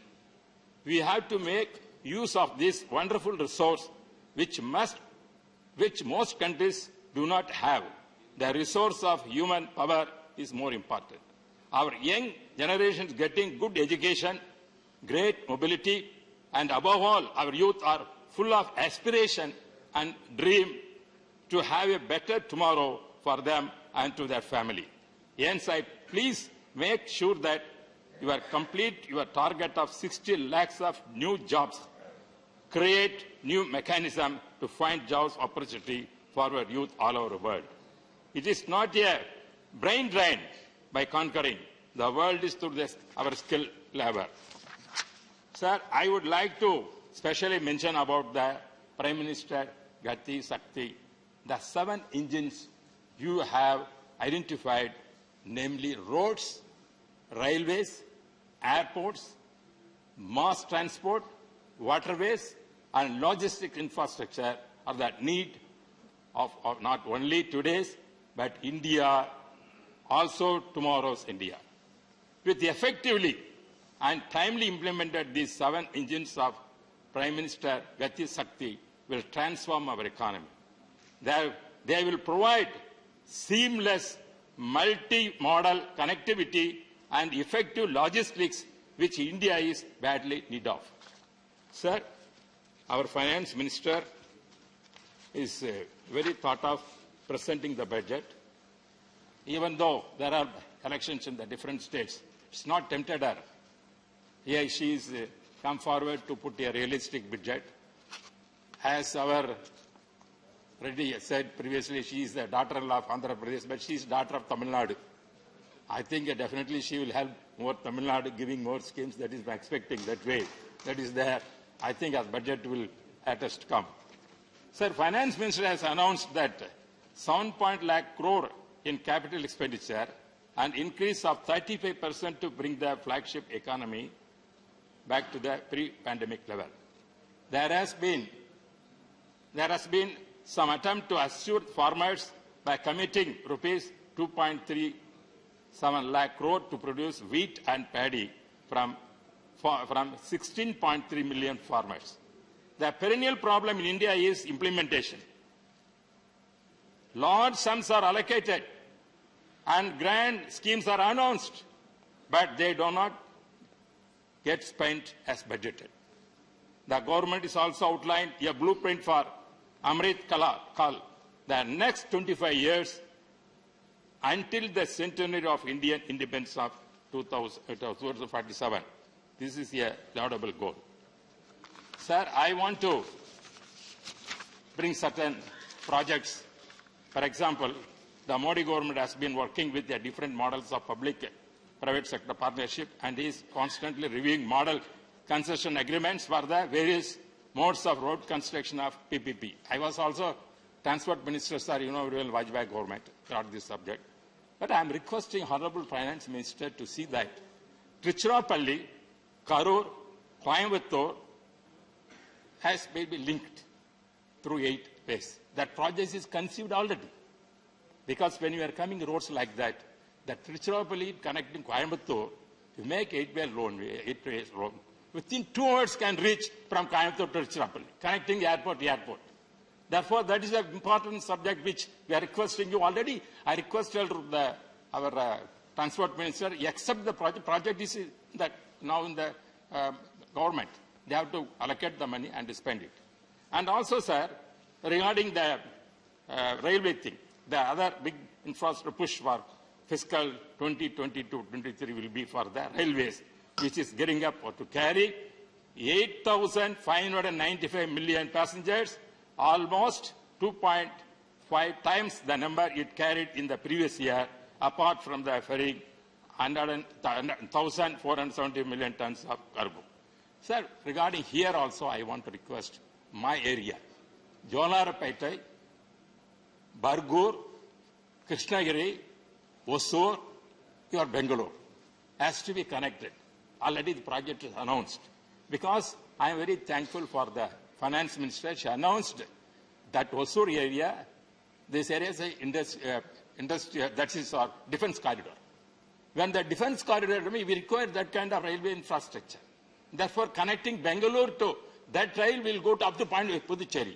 3 states will be connected. Pondicherry, Tamil Nadu, and Karnataka will connect this kind of scheme. Therefore, please consider it and allocate the money. So, regarding the same way, sir, airports. Airports are nothing pillars, we said. You know very well, you are in Karnataka. We have to come to Hosur, means we have to spend 3-4 hours to reach the airport. Therefore, our demand is to have an airport in Hosur. Hosur is already private. Tanija airport is also there. They are ready to give for lease. And also it is Udan structure already accepted. Therefore, even the state government already given the tender. I appreciate that what they have done. Therefore, I request the Finance Minister to see that to bring the airport for that Hosur, that will give faster boost the development of that area and also connecting the decongestion in the Bangalore airport, that will help us. That is the thing, sir. So another, regarding... you have another 2 minutes, sir. Okay, sir, I'm going to conclude that. So apart from that, sir, generally, I have seen the newspaper, when you are more interested to internal security. As we are allocating defense, you have to allocate for Home Ministry also. The Home Ministry must see that law and order, even the state subject, they have to give more money to state governments. Then only they can do. Modernization more important. But at the same time, news has come, sharp fall in police exam revamped funds, as many states fail to utilize them. That is the come. But if at all states are utilizing, center you spend it. Your IPS cadre is with you. You modernize them and you depute them. We have no objection. Therefore, in turn, now, because of the law and order, many places we are facing the country deteriorating. So, there are thefts are going, child abusing, and women's insurgence and security. There are so many things. As you are giving important defense, you have to give the home, you have to save the lives of the citizens of this country.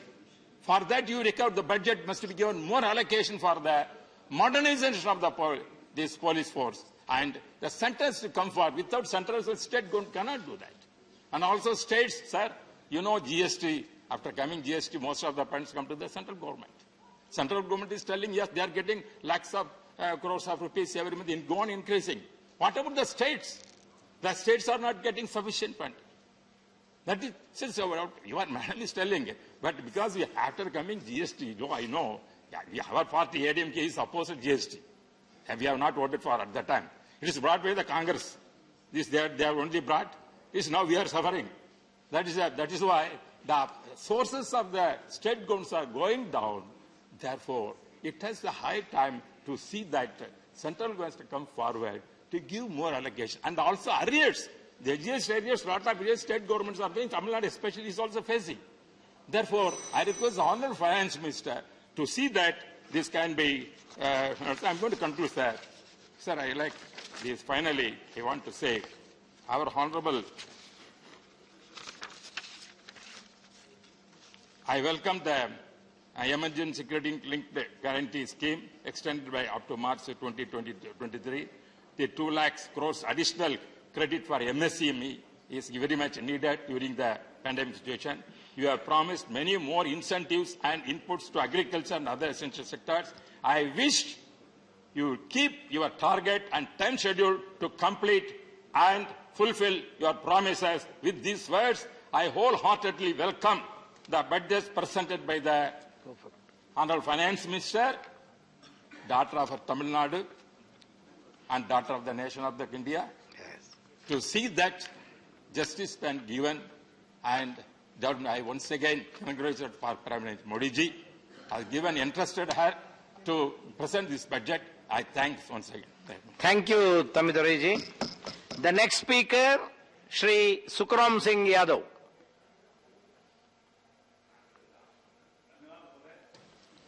सबसे पहले मैं धन्यवाद दूंगा माननीय finance minister जी को, जिन्होंने इस देश के बजट को पेश किया और एक महिला के रूप में पेश किया। इसके लिए बधाई के पात्र हैं। जहां तक मेरी जानकारी है कि जब एक महिला बजट पेश करती है तो उसकी तरक्की घर में भी होती है और घर से बाहर भी होती है। मुझे ये भी मालूम है कि इस देश की महिला वित्त मंत्री आगे देश की प्रधानमंत्री बनी, ऐसी जानकारी मेरे पास भी है। मेरी शुभकामनाएं उनके लिए। महोदय, बजट जो पेश किया गया है उसके बारे में मुझे कहना है कि इसमें हमारी फाइनेंस मिनिस्टर जी ने किसानों के बारे में 2 चर्चा की है। ये सही है कि जैविक खेती को बढ़ावा देंगी, ये अच्छी बात है। और उसी के साथ साथ उन्होंने कहा जो ड्रोन से जो खेती होगी उसमें भी इसका लाभ किसान को मिलेगा।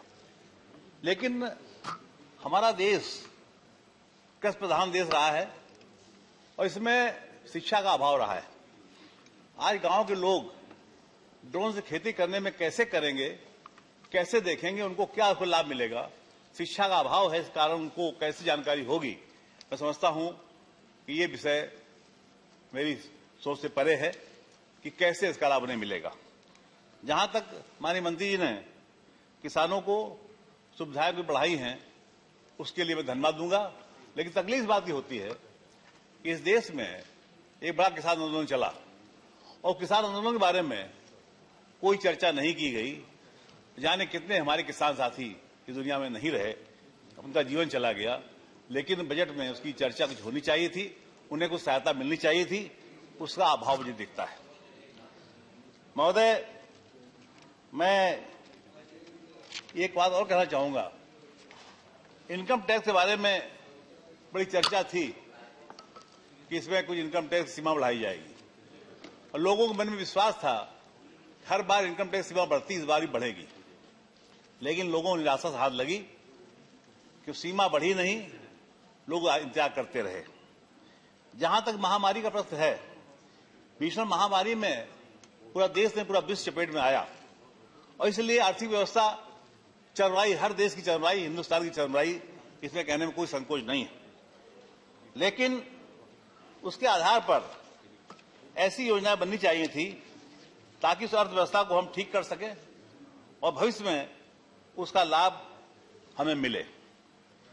एक बात और कही गई है, जो नई करेंसी चलाई जाएगी उसके बारे में, क्रिप्टो करेंसी और डिजिटल करेंसी।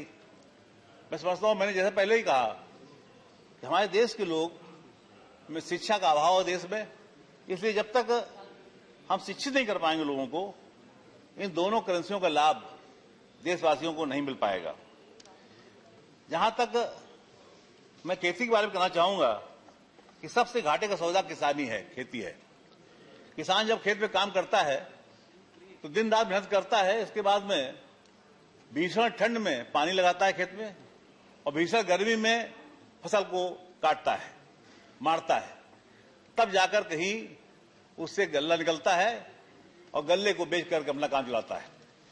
लेकिन अभी तक ऐसी व्यवस्था नहीं कि देश में की गई ताकि किसान को जो उसकी आमदनी है, जो उसका श्रम है, श्रम की कीमत कहीं नहीं लगाई गई।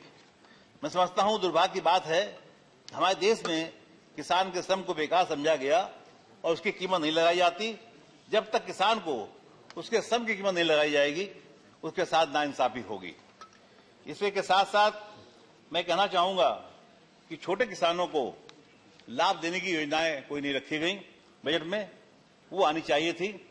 कि बड़े किसानों को लाभ बहुत योजनाएं रख दी गई। मैं समझता हूं कि बजट में इसका ध्यान रखा जाना चाहिए था। जहां तक प्रश्न इस बात का है कि हमारे देश में हमारी अर्थव्यवस्था कैसे रास्ते पर आएगी, पहले भी फाइनेंस मिनिस्टर बहुत से लोग आए, उन्होंने इसके सुझाव अच्छे दिए। मैं समझता हूं कि हमारी फाइनेंस मिनिस्टर इस बारे में सोचेंगी और अर्थव्यवस्था को पटरी में कैसे लाया जाए इस पर विचार करेगी। अब मैं अपने क्षेत्र के बारे में कुछ बातें कहना चाहूंगा। मैं कानपुर से आता हूं, उत्तर प्रदेश में कानपुर है, और कानपुर में मैं समझता हूं औद्योगिक क्षेत्र है कानपुर, लेकिन अब धीरे धीरे मैं समझ रहा हूं कि उद्योग धंधे बंद होते चले जा रहे हैं, कुछ कोरोना के कारण और कुछ महंगाई के कारण। जो हमारा कानपुर चमड़े के और कपड़े के उद्योग में प्रमुख माना जाता था, आज कपड़े वाला काम पूरा बंद हो चुका है। चमड़े वाली चर्चा अभी है कानपुर की, लेकिन उसमें भी जो बढ़ावा होना चाहिए था वो बढ़ावा नहीं दिया गया, इस कारण वो भी कार्य पिछड़ रहा है। दूसरी बातें मैं कहूंगा कि जो चिकित्सा का मामला है कानपुर का, चिकित्सा में ऐसे अस्पताल तो बहुत है, टीबी का अस्पताल है, हृदय रोग है, कैंसर का अस्पताल है, लेकिन कोई ऐसा अस्पताल नहीं है जो जैसा सारे सुविधाएं हो उसमें पीजीआई जैसा अस्पताल कानपुर में नहीं है। जबकि कानपुर आबादी के लिहाज से प्रदेश का बड़ा शहर है और मजदूर कानपुर में बहुत रहते हैं। उन सब के हिसाब से कानपुर में पीजीआई एमईआर जैसा कोई अस्पताल सुपर स्पेशलिटी का बनाया जाए ताकि कानपुर के लोगों को उसका लाभ मिल सके। ये बात मैं आपसे कहना चाहूंगा बजट के माध्यम से। और इसी के साथ साथ जो कानपुर देहात है, जो कानपुर नगर का ही अंग है, अब कानपुर देहात हो गया। कानपुर देहात में मैंने देखा कि मेरे सामने ही कानपुर देहात बनाया गया, लेकिन आज 32 साल हो गए कानपुर देहात बने हुए, ना नाम तय हो पाया उसका। नाम कई बार बना फिर बदला गया, आज उसका कानपुर देहात के नाम से लोग जानते हैं। और उसमें सबसे दिक्कत इस बात की है कि कानपुर देहात में उसका मुख्यालय नहीं था। माननीय मुलायम सिंह जी जब मुख्यमंत्री थे, उन्होंने आज से 32 साल पहले मुख्यालय बनाया माती में, लेकिन मुख्यालय तो बन गया, लेकिन जो सुविधाएं वहां होनी चाहिए एक जिले की, वो सुविधाएं आज भी वहां प्राप्त नहीं है। मैं समझता हूं वहां पर सबसे बड़ी सुविधा रेलवे स्टेशन की नहीं है। रेलवे स्टेशन के नाम पर लालपुर है रेलवे स्टेशन, पुखराया है और रूरा है, लेकिन आज भी कोई भी ऐसा तीनों स्टेशनों में ऐसा स्टेशन नहीं है जिसको कानपुर देहात के मुख्यालय का रेलवे स्टेशन माना जाए। मेरी मांग है, चाहे रूरा हो, चाहे लालपुर हो, चाहे पोखराया हो, तीनों में से कोई ऐसा स्टेशन हो जिसकी घोषणा होनी चाहिए कि मुख्यालय का रेलवे स्टेशन ये है। ये पहली बात मेरी है। दूसरी बात मैं कहना चाहूंगा कि इसमें हमारे कानपुर में जिस प्रकार से एक टोल टैक्स पड़ता है 12 में, और 12 का टोल टैक्स जहां पे टोल टैक्स लिया जाता है वो 12 और कानपुर नगर और देहात की सीमा में पड़ता है।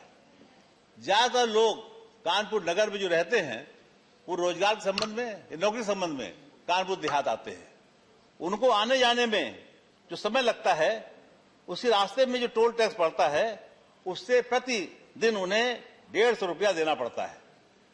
जब कानपुर नगर और कानपुर देहात दोनों की सीमाएं जुड़ी हुई है और उसी जिले से जोड़ तोड़कर कानपुर देहात बनाया गया है, इसके बावजूद भी उन्हें पैसा देना पड़ता है।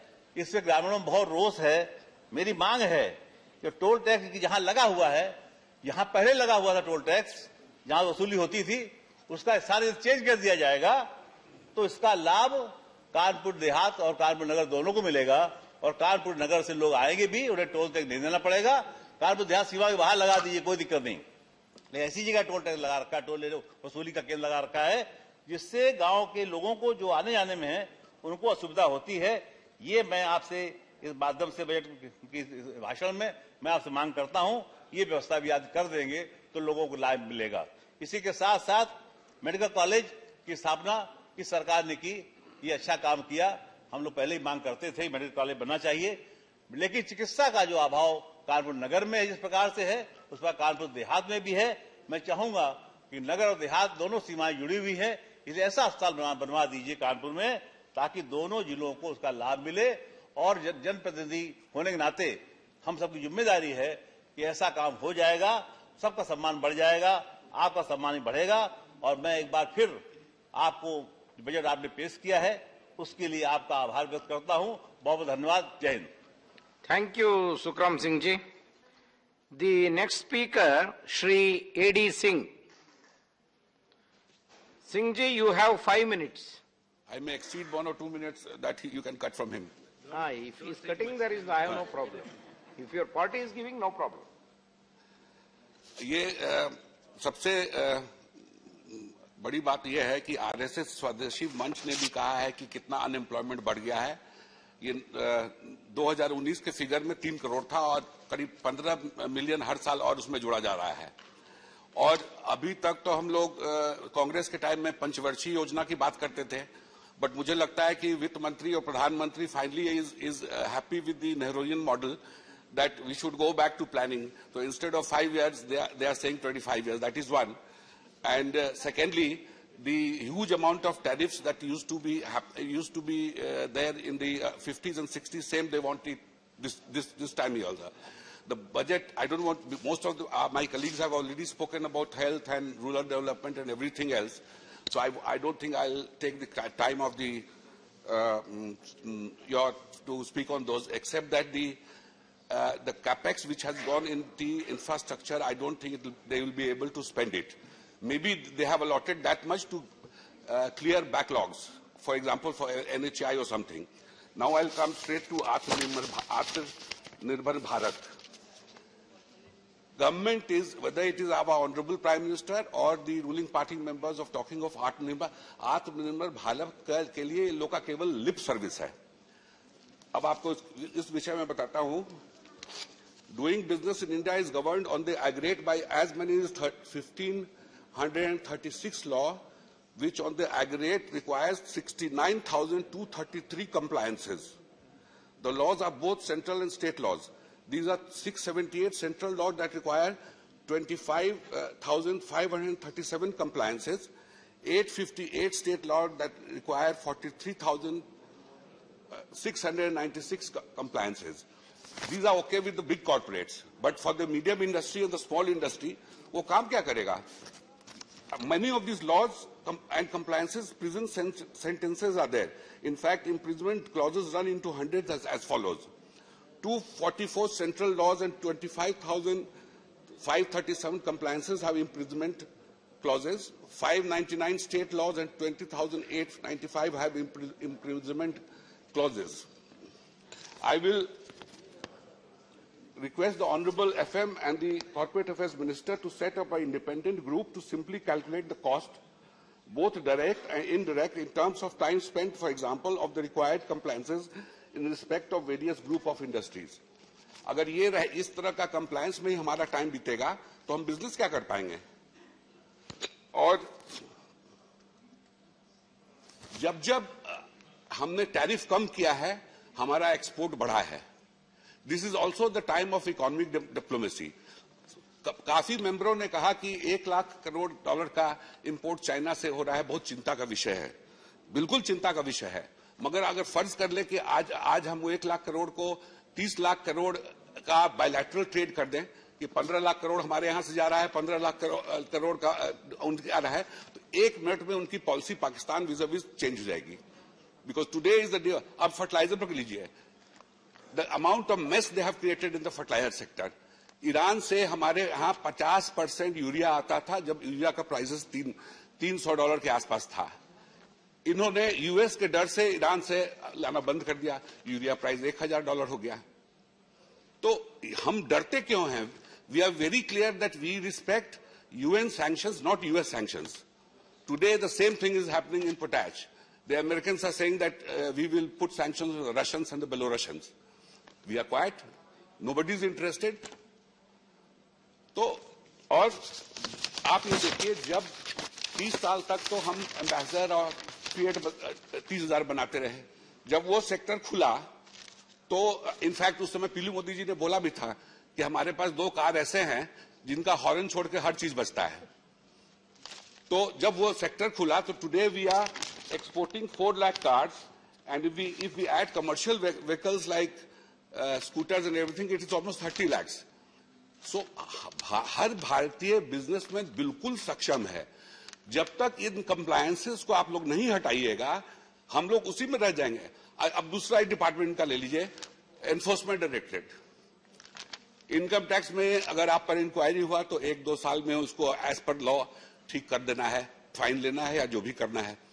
एनफोर्समेंट डायरेक्टर आपके यहां आ गया तो आप समझ लीजिए कि 20 से 25 साल तो इंक्वायरी में बिताएंगे वो. उसके बाद 10-15 साल वो केस लड़िए. तो बेसिकली अगर आप 40 साल के हैं तो 80 साल तक है. और जिस दिन आपके घर आएंगे पूरे समाज में आपका बेइज्जती हो जाएगा. In my personal case there is a inquiry going from 2010, and when my friends asked what is happening to that, I said till I die I'll be under inquiry or either in the court. तो सारे businessman को तो आप बंद कर रहे हैं. पिछले 5-6 साल में मैंने 600-700 करोड़ टैक्स दिए होंगे, मगर मैं चोर हूं बहुत बड़ा. तो या तो इंक्वायरी कर, हमने तो जो प्रेजेंट ईडी चीफ है इनके पहले जो थे उनको जाके हाथ जोड़ के बोला था मैंने कि मुझे चार्जशीट कर दीजिए, मुझे भेज दीजिए, मैं कोर्ट में लड़ लूंगा. तो अगर हम चाहते हैं कि आत्मनिर्भर बने तो सबसे पहले कंप्लायंसेस हटाइए. और ये compliances is okay for the big corporates, they have too much of staff. But जो मीडियम इंडस्ट्री है वो कर रहा है उसके लिए कीजिए. तो आप इतना कानून बनाइएगा तो कुछ हो पाएगा क्या? कुछ नहीं हो पाएगा. करते रहिए आप लोग, लिप सर्विस करते रहिए. आज इतना अनएम्प्लॉयमेंट क्यों हो गया है? Conclude, Singh ji. Just give me 1 minute. I wish to make it that we are not going to become Atmanirbhar by erecting barriers around us, but opening up. In the 1990s, it was famously said that each time we reduced import tariffs, our export went off. We as businessmen are not scared of or shy away from competing with China or any other country. We will take them on. Just liberate us from the excess and excesses of domestic laws that divert our time and attention and resource from the business of doing business. Thank you very much, sir. Thank you, Mr. A.D. Singh ji. Now, the next speaker is Dr. Narendra Jadhav. No, you can sit and speak, no problem. Thank you. Thank you, Vice Chairman, sir. I rise to strongly, or I sit to strongly support the budget 2022-23. I wholeheartedly commend the Honorable Finance Minister for giving the nation a visionary budget aimed at inclusive and sustainable economic growth and development of the Indian economy. Vice Chairman, sir, a budget is supposed to strike a balance between economic acumen and political sagacity. The Finance Minister has struck a fine balance between the two. It is a no-nonsense budget reflecting professional integrity of the highest order. Every budget is always meant to be a contextual one. There are two overriding or dominant considerations that seem to have weighed on the Honorable Finance Minister's mind. First, the Indian economy has staged an exceptionally smart recovery, posting 9.2% real GDP growth, rising from the depth of the unprecedented corona pandemic. And the second, financial year 2023, that is the next year, it marks the beginning of the Amrut Kal, when our nation will be transiting from India at 75 to India at 100. Both of these considerations, sir, call for laying a solid foundation for India at 100. And in my view, this is precisely what the Honorable Finance Minister has achieved in this budget. I call this budget a visionary budget because it effectively translates into action the great vision given by Honorable Prime Minister while addressing the nation on 15th August 2021. Sir, before I go into the heart of the budget, please allow me to point out some bloopers and blunders that were committed by some of our esteemed colleagues while speaking in this August House yesterday. First, I'll take on Shri Jawahar Sarkar. Shri Sarkar emphatically argued that the proposed expenditure on education as a ratio of GDP in the budget is only 1% of GDP. This is completely wrong. Even in 1951, we had a greater amount of expenditure, public expenditure on education. Actually, sir, the proposed expenditure on education is around 4% of GDP, not 1% of GDP. I would urge my learned friend to get his facts straight and not mislead this August House. Secondly, I would like to take on Sri P. Chidambaram. According to Mr. Chidambaram, Finance Minister says that the nominal GDP is expected to grow at the rate of 11.1% in the next year. Economic survey, again Mr. Chidambaram quotes, that the real GDP growth in the next year, that is financial year 2022-23, is expected to be 8%. He then questioned the Finance Minister and he said, does it mean that the inflation in India in the financial year 22-23 is going to be only 3.1%? That 3.1% comes from the difference between 11.1% nominal GDP growth minus the real GDP growth of 8%. According to Sri Chidambaram, only one of the two numbers are right. One of the number has to be wrong. Either the nominal GDP growth number is wrong or the real GDP growth number is wrong. Not really, Chidambaram sir. The difference between nominal GDP growth rate and the real GDP growth rate is not CPI inflation, it is not WPI inflation. The difference between the two is actually the widest measure of inflation called GDP deflator. And the inflation based on GDP deflator, which is embedded in this budget of 3.1%, is perfectly feasible. Why?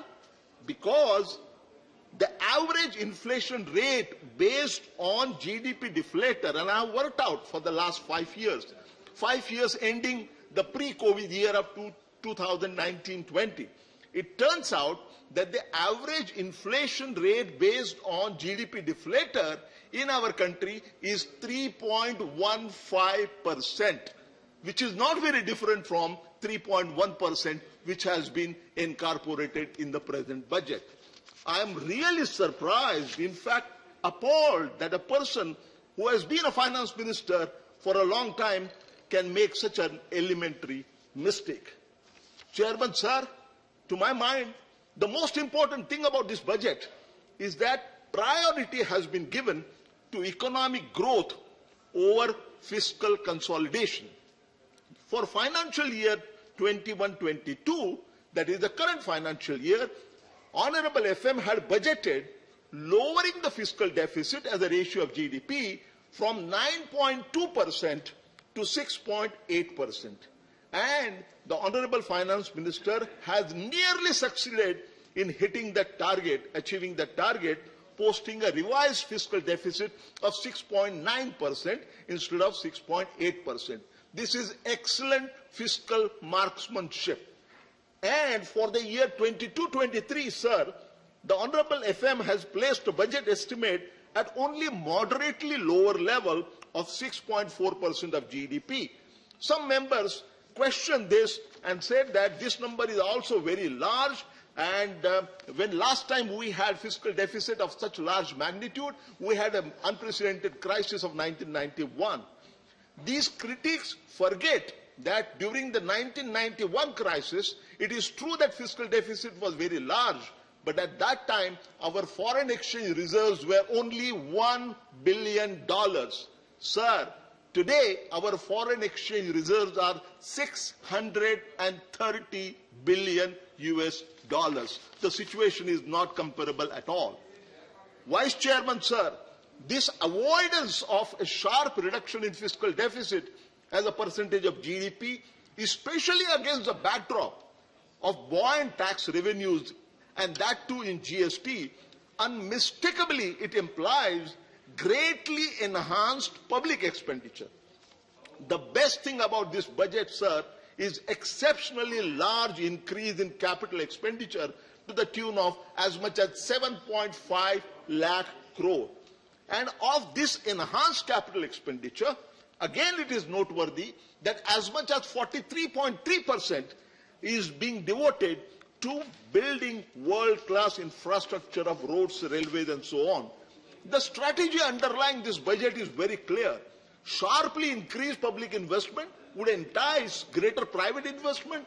It would create more jobs, more income. In turn, that would create larger consumption demand. And to meet that demand, there would be more production, and therefore there would be more jobs.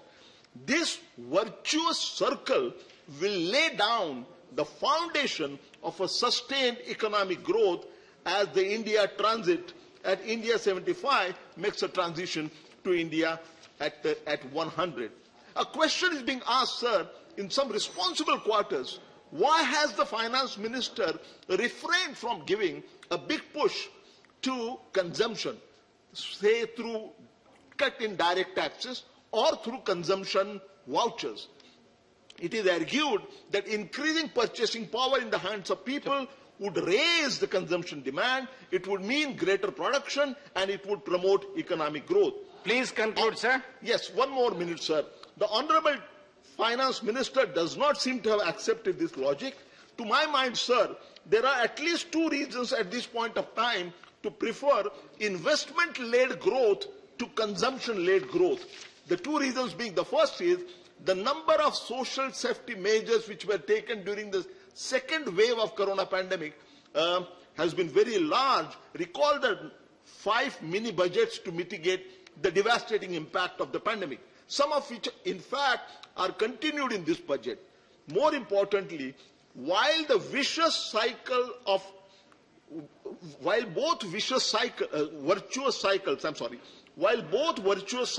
Sir, your time is over. 30 seconds, sir. 30 seconds, please. While both cycles, one consumption-led and other investment-led, both are correct in principle, the virtuous cycle of investment-led growth is much stronger than the virtuous cycle of consumption-led growth. It is important to recall that economic theory talks about investment multiplier, It doesn't talk about consumption multiplier. In other words, the durable impact of enhanced public investment is much stronger than equally large increase in consumption expenditure by government. I strongly endorse this budget 22-23. Thank you, Vice Chairman, sir. Thank you. The next speaker, Shri Birendra Prasad Bhaisya. Sir, you have 5 minutes. Thank you, Chairman, sir. On behalf of my party, Assam Gana Parishad, I raise here to support the bill, sir. My time is very short, but I have to speak on a long budget, so it is difficult to conclude within the 5 minutes. I request you kindly consider, if possible for your end, kindly consider extend some more time, sir. Madam Finance Minister, I compliment you. In this critical time, you perform a good budget. Because election of the UP, election of the other state is knocking the door, people in general thought that your budget will be focused on to get vote in election, but you are not doing this thing. This budget is a growth-oriented budget. In your speech, Madam Finance Minister has said, we expect in coming year, our economic growth is going up to 9.2%. In this critical time, it is a very good, it will be very good growth, and definitely with this good growth, now we can compare other development country in the growth area also. Sir, Prime Minister took lots of initiatives for the infrastructural development, socio-economic development of our country, sir. PM Gati Shakti is transferable approach for the economic growth and sustainable development. The approach is driven by the 7 engines, namely roads, railways, airport, ports, mass transportation, waterways, etc. In infrastructure, this budget has given lots of opportunities. Near about 25,000 crore is going to spend in the coming year for the expansion of the national highway, about 25,000 kilometers. This is a welcome move, sir. For railway also, we have taken lots of initiatives, sir. Sir, from budget we have seen government has decided to expand the capital expenditure more than 30%, sir. When capital expenditure is going to increase, sir, definitely new railway project, new ports, new infrastructure project is coming up, sir. It will create, sir, job opportunity to our country, sir. Madam Finance Minister, in her budget, she said government has estimated to employ near about 60 lakhs people in this financial year. This is a welcome move, sir, because unemployment is a great issue for all of us, sir. We are everybody concerned about this issue, sir. Definitely, sir. I am sure, sir, this approach will be helpful to curb the unemployment in our country, sir. We salute to our farmers, sir. During this period, this COVID time, our agricultural products increased by 30%, sir. And during this work period, sir, our horticultural production also increased by 33%, sir. And government lots of initiative to helping the farmer also, sir. Government is going to spend 270 lakhs crore rupees for the direct payment, payment for minimum supporting price given to the farmers, sir. With this price, the government is in 2021-22, the estimated procurement for paddy and kharif in 2021-22 will be covered 1,208 lakhs metric tons, wheat and paddy from 163 lakhs from 160 lakhs farmers, sir. So it will be definitely helpful, sir. Sir, always from our budget, we are allocated lion's share to the defense sector, sir. And sir, developing country like USA, like France. Please conclude, sir. Sir, give me 2 minutes, sir. They are take our money, sir. We have already imported our equipment from the foreign countries, sir. For the first time in her budget, Madam has said 60% of the defense equipment produced by the country itself. This is a very welcoming, and in this regard, Madam has given priority in the research and development with combination with the DRDA, the research and development. This strategic will be helpful for us to produce our own products in defense sector, sir. Sir, one more. Now, tea industry of the country, sir. Tea industry of the country, Please tea conclude, industry sir. have a great role in our economy, sir. We earn huge foreign exchange from the tea industry, sir. And tea industry of the country today facing lots of problems, sir. In this year, sir, tea production in country is declining, sir. Not only that, sir, in international level, we are facing lots of problems with the lots of problems with the tea, Kenya, tea from Kenya, tea from other countries, Sri Lanka, sir.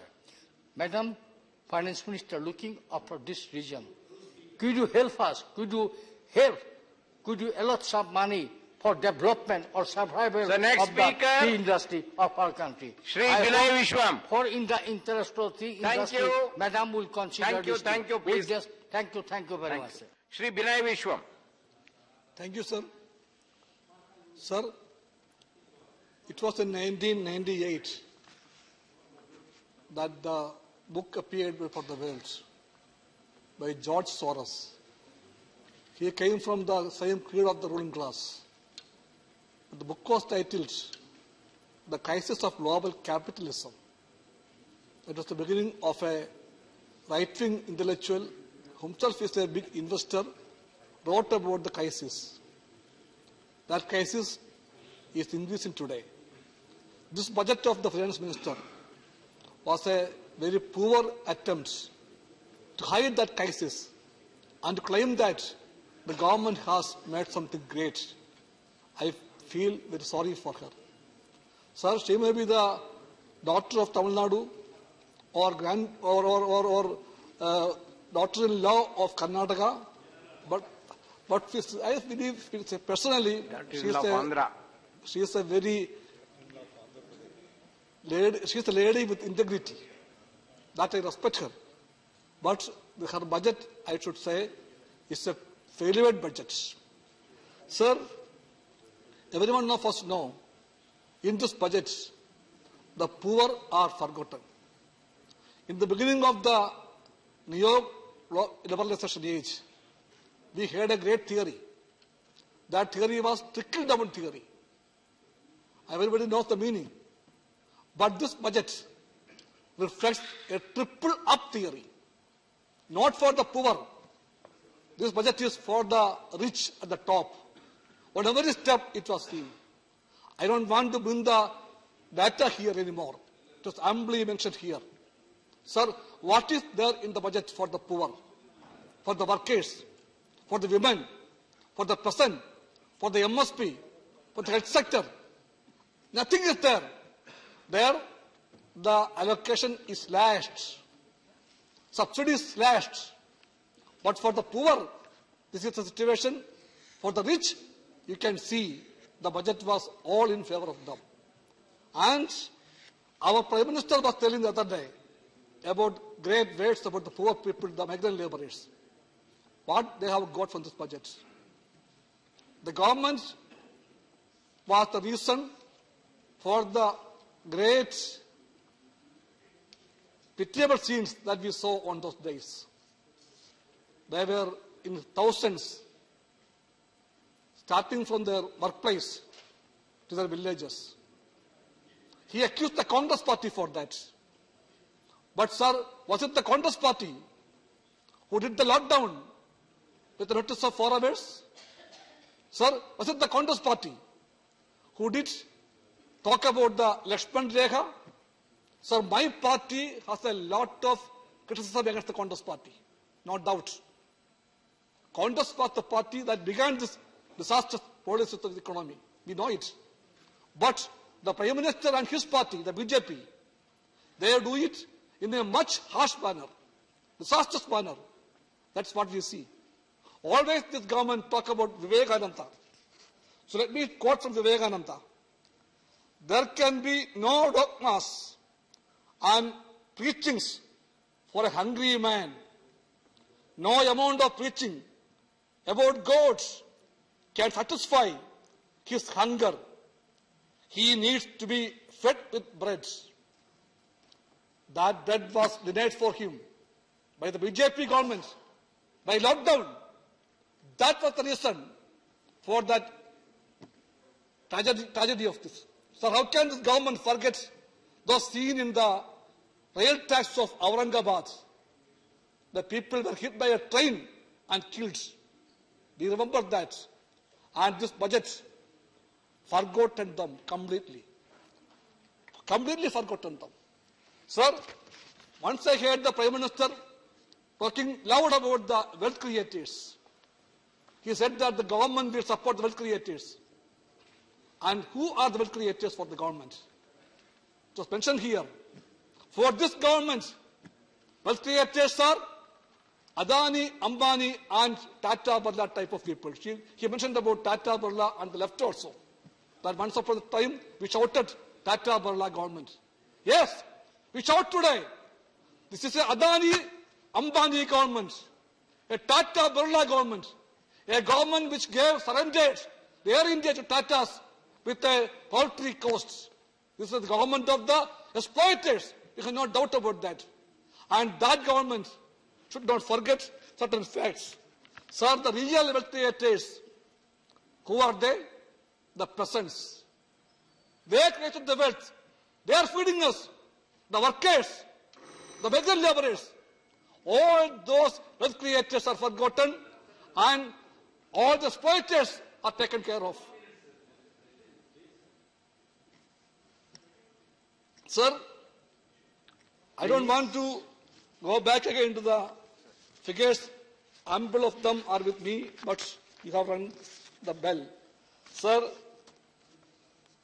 the ecosystem was the word she was using always. Ecosystem.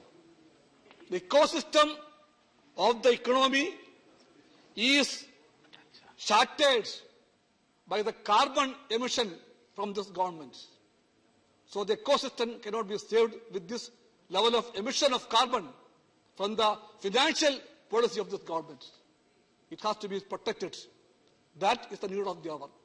I think my party believes that BJP cannot do it. It's a party which preaches a lot for the poor, but that's a party which acts only for the rich. And that rich will not save this country. They are only concerned about their profits and that alone. Sir, the words of Pope Francis is very important today for the whole world. I respect him. The world respects him. Our Prime Minister invited him to India also. We all wait for him to come to India. Pope Francis once told, the marketplace by itself cannot resolve every problem. Madam Finance Minister, please remember it. However, much we are asked to believe this dogma of neoliberal faith. Whatever the challenge, this impoverished and repetitive school of thought always offers the same recipes of neoliberalism. Mr. Bishop, please conclude. Sir, please. Your time is up.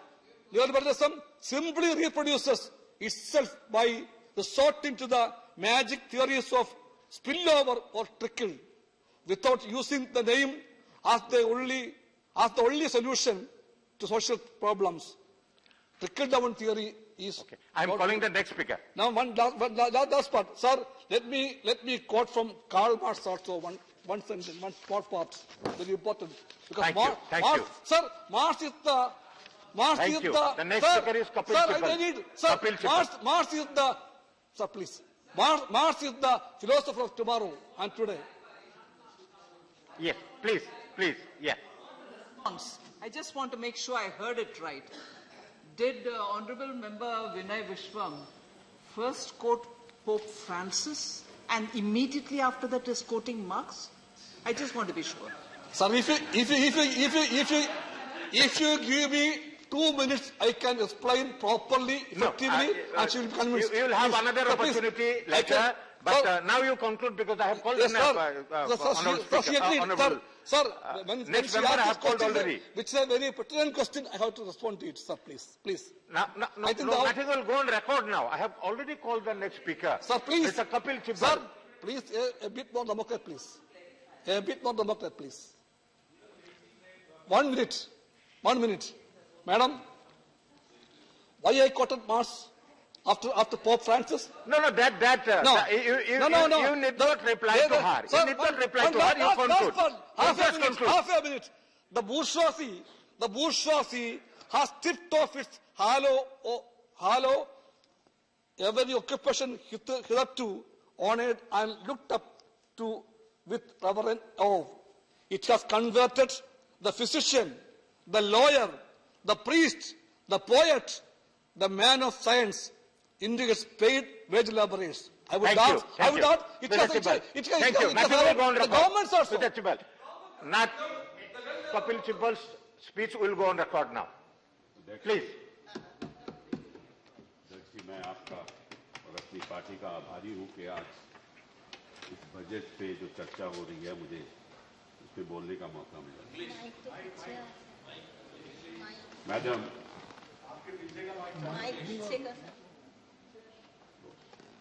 Madam Sir, Mike.